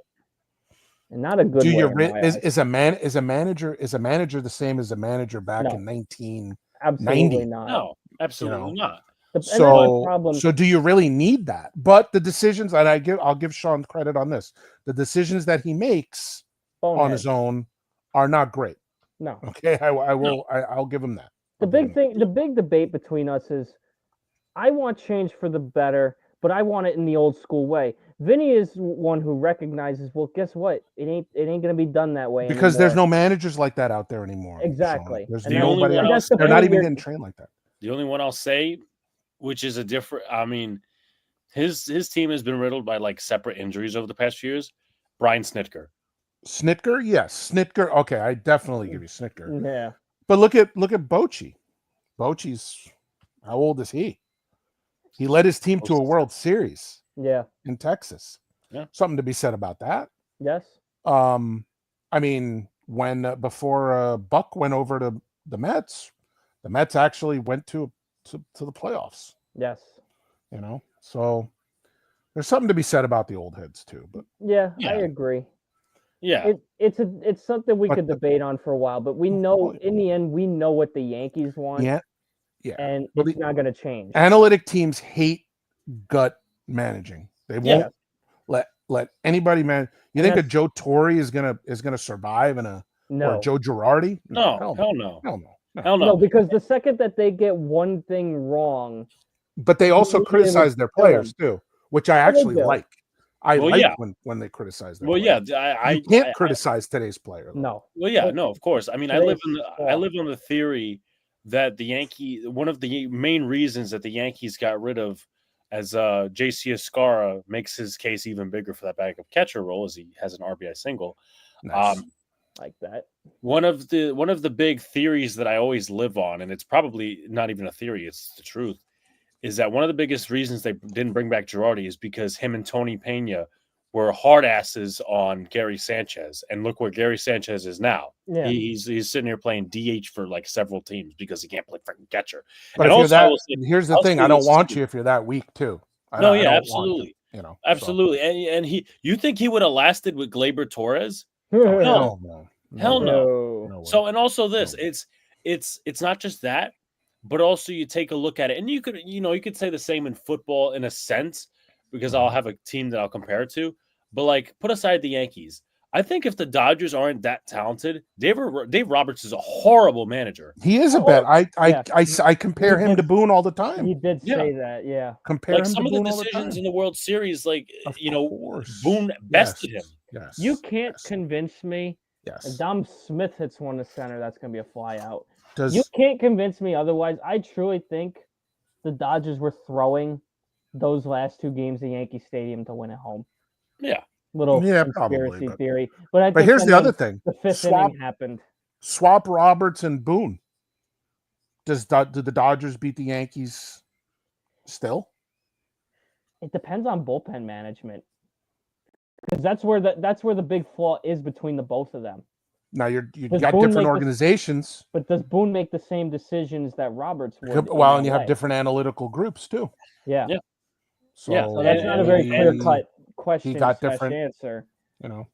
Yeah, but with the errors, you're probably thinking, yeah, Boone probably wins because we made those errors, and we weren't a sound team. So yeah. And what was I going to say? The team that I would compare that to in the NFL, and I'm not saying in terms of analytics and all this baseball talk, but like a team that's carried by their talent, but their head coach is terrible. I think the Bengals. I think Zach Taylor's a terrible head coach. Oh, Zach Taylor's horrible. I thought you were going to go down the route, Alex, of what Eagles fans would say. Oh, Sirianni? Yeah, that's what I thought he was going to go with. Sirianni's really analytical, though. Like he's all. But it doesn't mean Philly likes him any more now than they did before the Super Bowl. Well, they're Super Bowl champs. They have nothing to complain about. I'm sorry. But again, what city are we talking about? I'm a Jet fan. Do you cry me a river? What city are we talking about? I root for the New York Jets. I'm not talking to you about that. I'm sorry. I will not talk to you about. I don't care what the Philly fans say. I want to ask Vinny a question. Go ahead. Right. So Luca and Sean, they have a similar opinion when it comes to. By the way, did you hear me and Luca may start a Jets show? Yeah, I heard about that. I'm into that, man. I'm totally into it. I think that'd be very interesting. We'll talk about that post stream because I think we should think about getting a move on that. My question to Vinny is, when the Jets were doing their head coaching search, Luca and Sean had the same opinion on one particular guy. Obviously, it was a pipe dream. Would you reject or take Mike Tomlin in a heartbeat? I would take him in a heartbeat. I told you he would. Vinny looks at it differently. I would literally have gone to Pittsburgh, picked him up, and said, "You can stay anywhere you want. I'll pay for it." Yeah. Me and Vinny have already debated this. I'll give up all my 401k, everything. I'll pay for everything. I'll give him it all. Yeah. Give him everything. Roll out the red carpet for him. The guy they should be rolling the red carpet out, not for Aaron Rodgers, but for him. Yeah, because I would purposely tease Luca about the Mike Tomlin thing. He's like, he doesn't get past the first round. And I said, who are the Jets to snub their nose to him? The first round, I mean. Get to the first round. Yeah, I said, who are the Jets to snub their nose? The problem with that team doesn't even it comes from the top. Yeah, it's like he is right about you that. have to go all the way to the top, man. It's very similar. Alex is going to hate this comparison, but it's similar to the Mara situation. You got the kids of the great owners now that run the teams that are just looking for a profit. Literally like, look at Woody Johnson's son. It's not for Mara. It's not just profit. It's just he's emotional. He is a fan. He doesn't know about football. Mm-hmm. That's why we were talking about stability before. That's why he's kept these guys. The only reason he kept them is because he doesn't want to receive the narrative that he's firing coaches. Did you think he was joking about Saquon and on the HBO thing when they were Hard talking Knocks. about Saquon on Hard Knocks. When he said, And he said, "I'm going to lose sleep at night." I'm going to lose sleep at night. Right. Yeah. Oh, he wasn't. He wasn't joking. He wasn't. It's because. But he was right though. It's because of what happened at that moment. Although I don't think on that team he would have done as well though. Yeah, but do you realize it's because of that moment they can't do Hard Knocks with another NFL team in the offseason because they're afraid the Giants turned it into a circus. I know. Yeah. Giants ruin everything. But I'll say this as well, and I'm not saying Sean's wrong on that. Here's the thing, right? He's like, "Oh, I don't want Saquon to go to the Eagles." Okay, listen, I obviously didn't want it to happen either, but if I'm not mistaken, side note, we were in PA the day he signed with the Eagles. Yes. Yeah, we were all together. We went out to Scorecard. Yeah, we were watching. We went bowling. Yeah. We went to Antonio's. But what you guys may not know is that Joe Shane wanted to trade Saquon in 2023 at the deadline, but Mara was worried about butts not being in seats. Yeah. That sounds like Woody, actually. So that sounds like both of them, yeah. Yeah. So I would have traded him if you knew you weren't going to keep him. Oh yeah. And the choice was between Daniel Jones and Saquon Barkley, and you were going to take Jones over Barkley.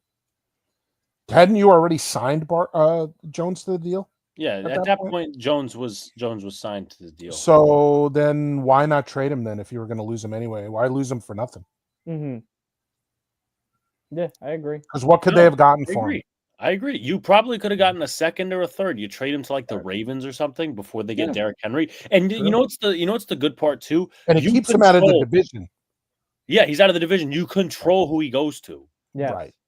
That's a great point too, by the way. That's the point I make when teams have a chance to trade someone and they know they're not going to sign him. Although they can tell you all they want that we want him back. He wants to be back. It's all about semantics and it's money.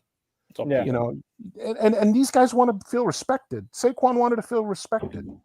He felt like I think he felt like he was disrespected. Yeah, because honestly, if you tune into Hard Knocks and what specifically Joe Shane said, he's like, "Oh, he could go out into the market, find what his value is, and come back." Like, what does he owe it to you to come back? He's not. Yeah, he doesn't have to come back. I don't even think. I really don't think he came back once. Actually, meanwhile, Daniel Jones.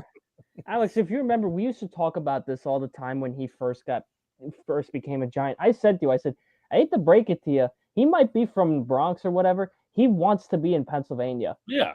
He wanted to be, and obviously he wanted to be an Eagle more than a Steeler. I was never saying he was going to be a Steeler, but either way, he wanted to come home.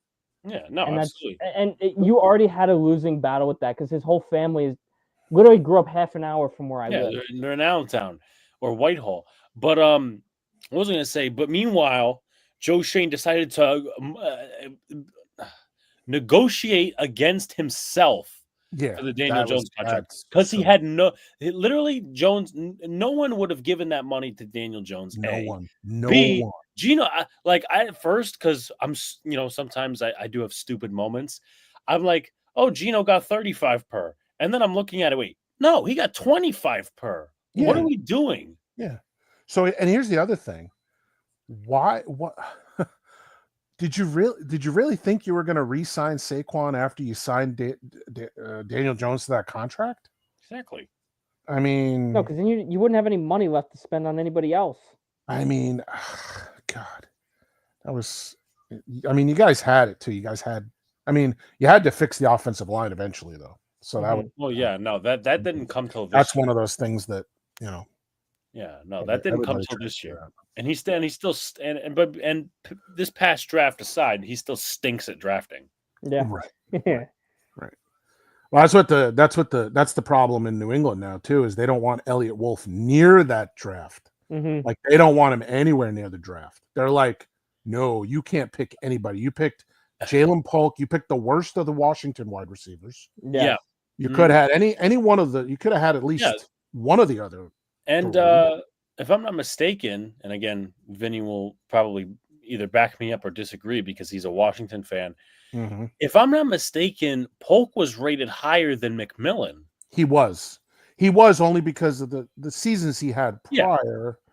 He was the better receiver, but there was still signs that he wasn't going to really make a good NFL player. And like it's interesting. There's so many other players in New England you could like hear like nonsense about or something like that or whatever. As Andrew Velasquez hits an opposite field home run. Hey, 10-3. We're up by a touchdown. Nice.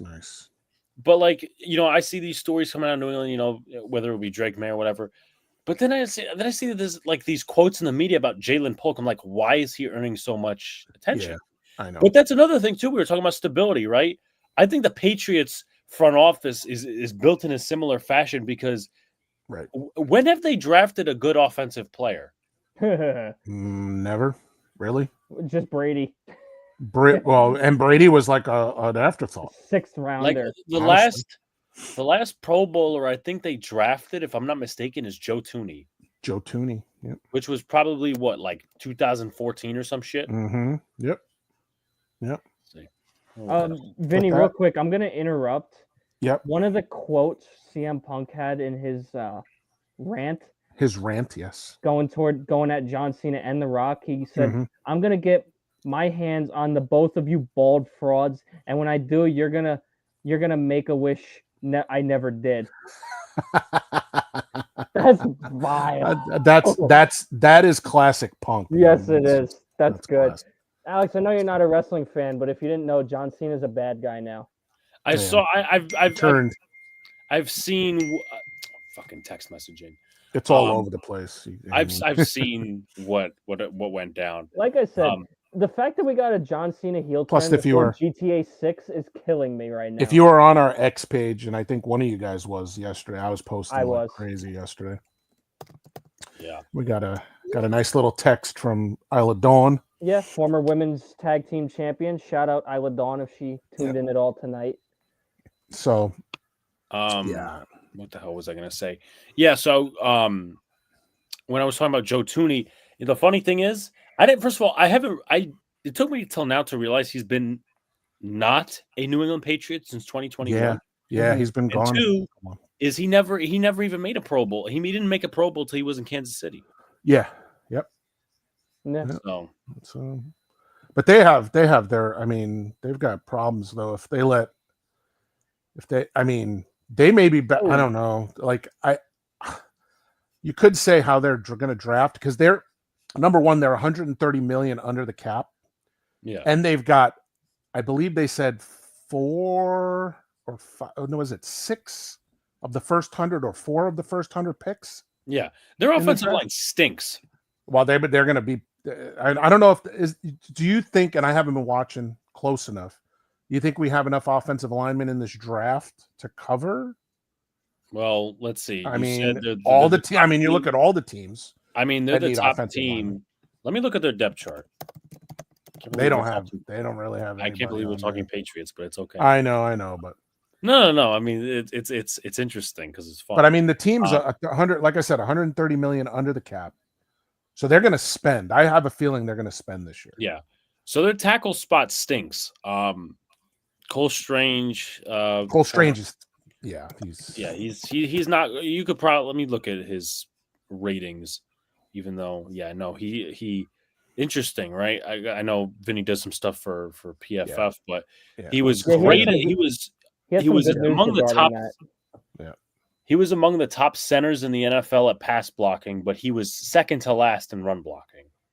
Did you do you want to reshare that news that you told me? Yeah, I mean, actually, I got an email today that I'll be testing for the analytical side of PFF. Okay. So a lot of the main stuff that goes on there, I had to actually sign an NDA, so I was like, oh, all right, serious stuff, Yeah, that's good. Congratulations again. And it would be college or pro, so it just depends on. Yeah. So Cole Strange, as I said, he's not great. I wasn't even a fan when they reached for him in the draft in 22. I'm like, ew. David Andrews is getting older. David Andrews is getting old. Onwenu, he's good. I like Onwenu. I wanted him last year. Last year, the year before. But their tackle position stinks. I mean, Vidarian Lowe, who was like a late round pick from Minnesota, and they don't have a right tackle, so they will be pursuing tackle. Yeah, and they will be. They may. I'm wondering if they trade out of that pick. Yeah. A trade down. A lot of people are saying they trade down. I was looking at and not that this would be like the greatest move because of the way he's only 30. I'm surprised. I think they could get Ronnie Stanley from the Ravens. Their left tackle. You think so? All right. You pay the big money. I mean, granted, I don't want to see the Patriots get better, but well, and then I mean, you got Stanley on one side, and the other side you either draft Will Campbell from LSU or you draft Armin Membu from Missouri, who had a big combine week because he ran the 40 really fast. Oh, he did run the 40 good, didn't he? Yeah, and you know what? I'll say this. And here's Mr. Lombard Jr. I want to see where because everybody. Side note from the Patriots thing for a sec. Yeah, we always talk about these prospects and how they're good and all these stuff. Oh yeah, George Lombard Jr. or this guy. Where is he gonna fit? Yeah, I don't know. That's the problem. I mean, unless Volpe kind of falls at a if it gets to a point where Volpe can't overcome these issues, Lombard Jr. still ain't even a summer. He's not even. I don't even think he's AA ready yet. I know we're not there yet, but this Volpe thing is kind of giving me shades of like Chuck Knobloch. Yeah. So I'm like, please don't bring that back. I had to live through that. That was so bad. I mean, Sean's right. Lombard Jr.'s, younger than far away. He's not ready. He is far away. He's Like I said, if you're talking defense, Peraza right now has Volpe beat by a million. Yeah, but Volpe, where's Volpe going to play? Yeah, but the problem is, he play third? Peraza's offensively not there. He stinks. Yeah, that's true. But to finish up the Patriots point real quick, I think if they spend the money in the right places and they draft well, which is and that was the thing. A lot. Yeah. I think they could be like a 7 to 9 win team this year. That might be. I don't know.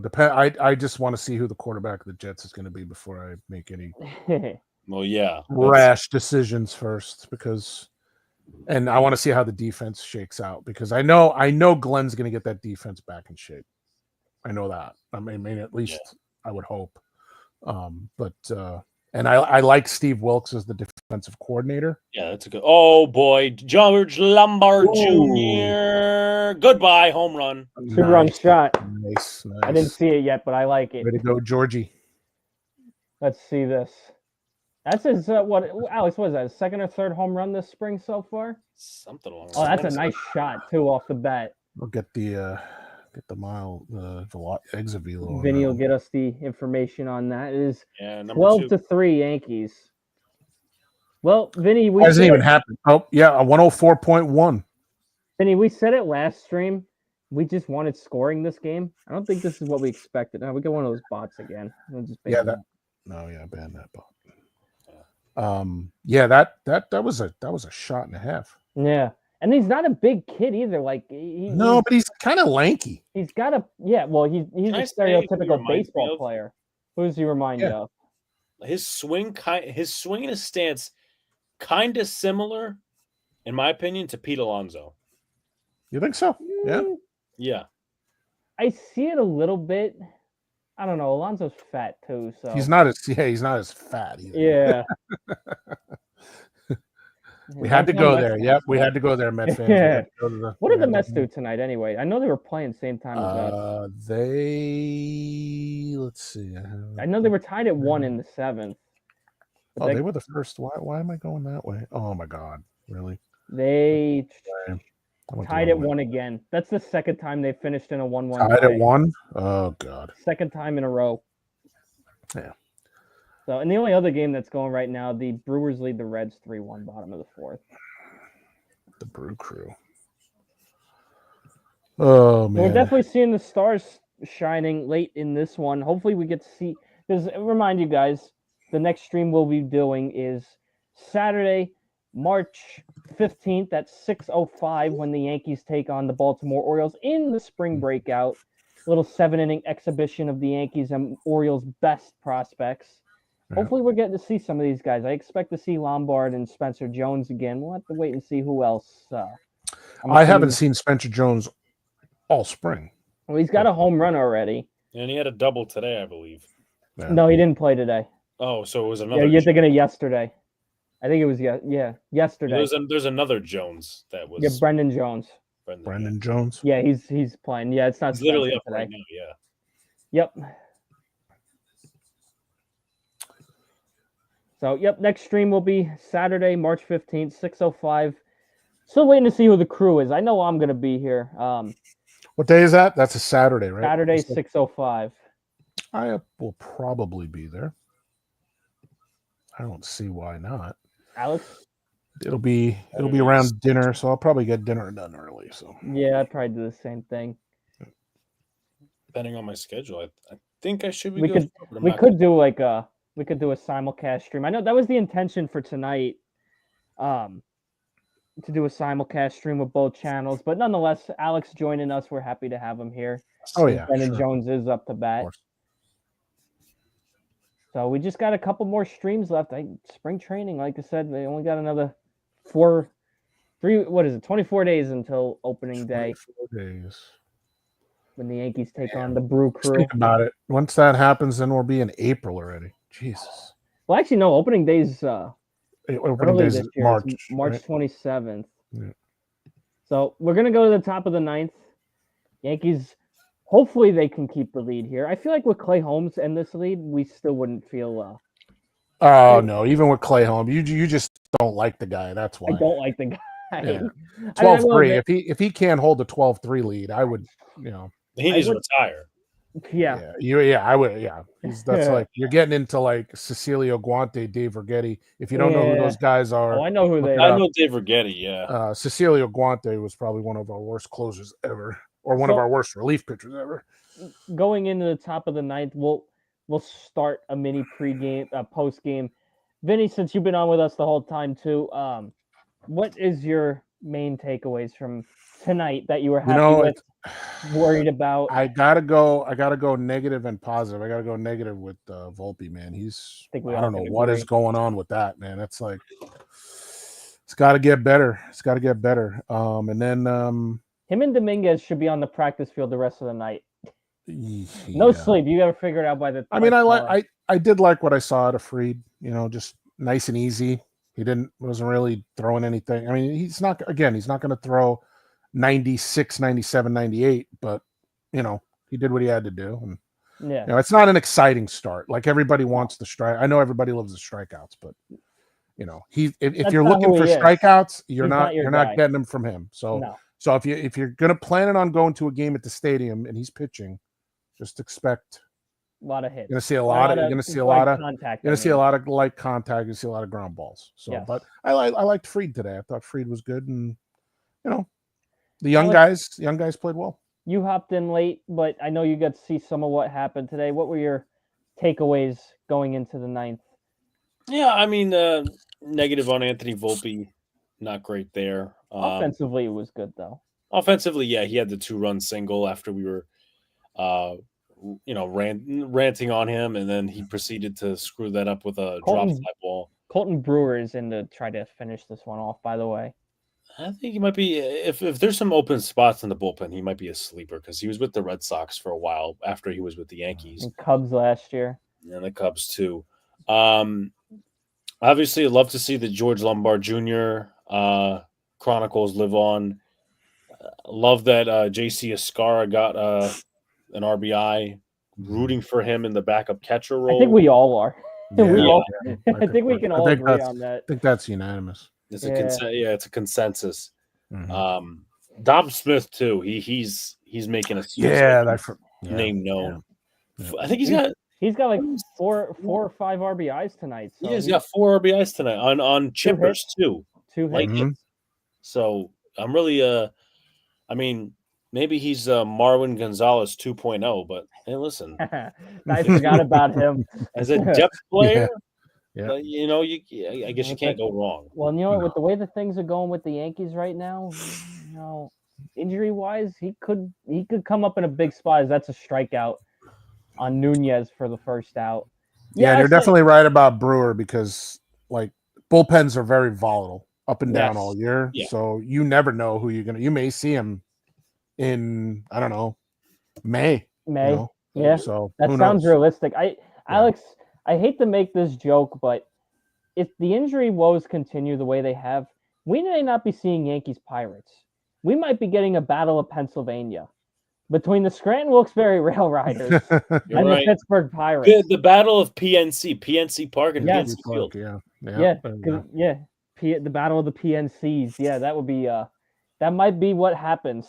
But I hope I'm wrong. Knock on wood. Hopefully, don't. You're putting that into existence. Well, don't do that. It's bound to happen anyway. He has a knack for doing that. By the way, Alex, you want to tell him the story about the tie? Yeah, sure. For my birthday tomorrow we are a month away from the Pittsburgh trip. Yes, we are. So, so for the first time in ever, we were doing a doubleheader. Two games, one day. Giants, Washington in the afternoon. Take the train, go to Manhattan, and watch the Knicks and the Cavaliers. So obviously we ended up. It worked out perfect because the Giants were to start at 1. The Knicks weren't going to start till 6:30. So if the game ended at 4, we had 2.5 hours to get to the Garden. And Sean kept nagging me. He's like, this game's going to end in a tie. I'm like, shut up, Sean. No, it's not. What does the game do? What happened? Freaking tie. Oh, and the worst part is the trains were only running like once an hour. It was terrible. We didn't get there until the first quarter ended. He pulled the old, this kicker never misses. Yeah. And then he just doinks it to the right. Yeah, the Giants got so complacent that game. I was pissed. And you know what? The Giants, and the Yankees win it 12-3. The Giants, that was the year they were good, right? That was the year that they made the playoffs. Yeah. So obviously I wasn't going to ask Alex to leave early because that's still his team. Me and Luca, we were watching the TV that had Red Zone on. So, that was funny. But Yankees get the win 12-3. All in all, a solid performance all around. Obviously, still some negatives as Anthony Volpe struggles continue. It's really the biggest negative I would say. I mean, Fried, he got himself into some trouble, but the Yankees won anyway. The Yankees offense bailed him out. It's first start. Season's over. I mean, the fact that he even gave up a hit is disappointing. I mean, get rid of this guy, send him back to Atlanta. We don't need him anymore. Obviously, I'm joking. So, final line for this one. Cookie Carrasco gets the win, his first this spring. Chandler takes the loss as he finishes now with a 19.29 ERA. Bubba Chandler. Ouch. O'Neal Cruz for the Pirates, 0-for-3. That was obviously the biggest name on their side. Yeah. Max Fried, 2 1/3, 2 hits, 2 runs, a walk, and 2 strikeouts through 49 pitches. Final line, Pirates, 3 runs, 3 hits, no errors. Yankees, 12 runs, 10 hits, 2 errors, both on Volpe. Want to thank everybody for popping in. I was actually relatively happy with how many people did pop in tonight. Remember, next live stream, March 15th, Yankees-Orioles spring breakout. Until then, we'll have some more videos up on the Elimination Chamber outcomes and, of course, more Yankee news as it happens. Have a good night, everybody. We'll see you all next time.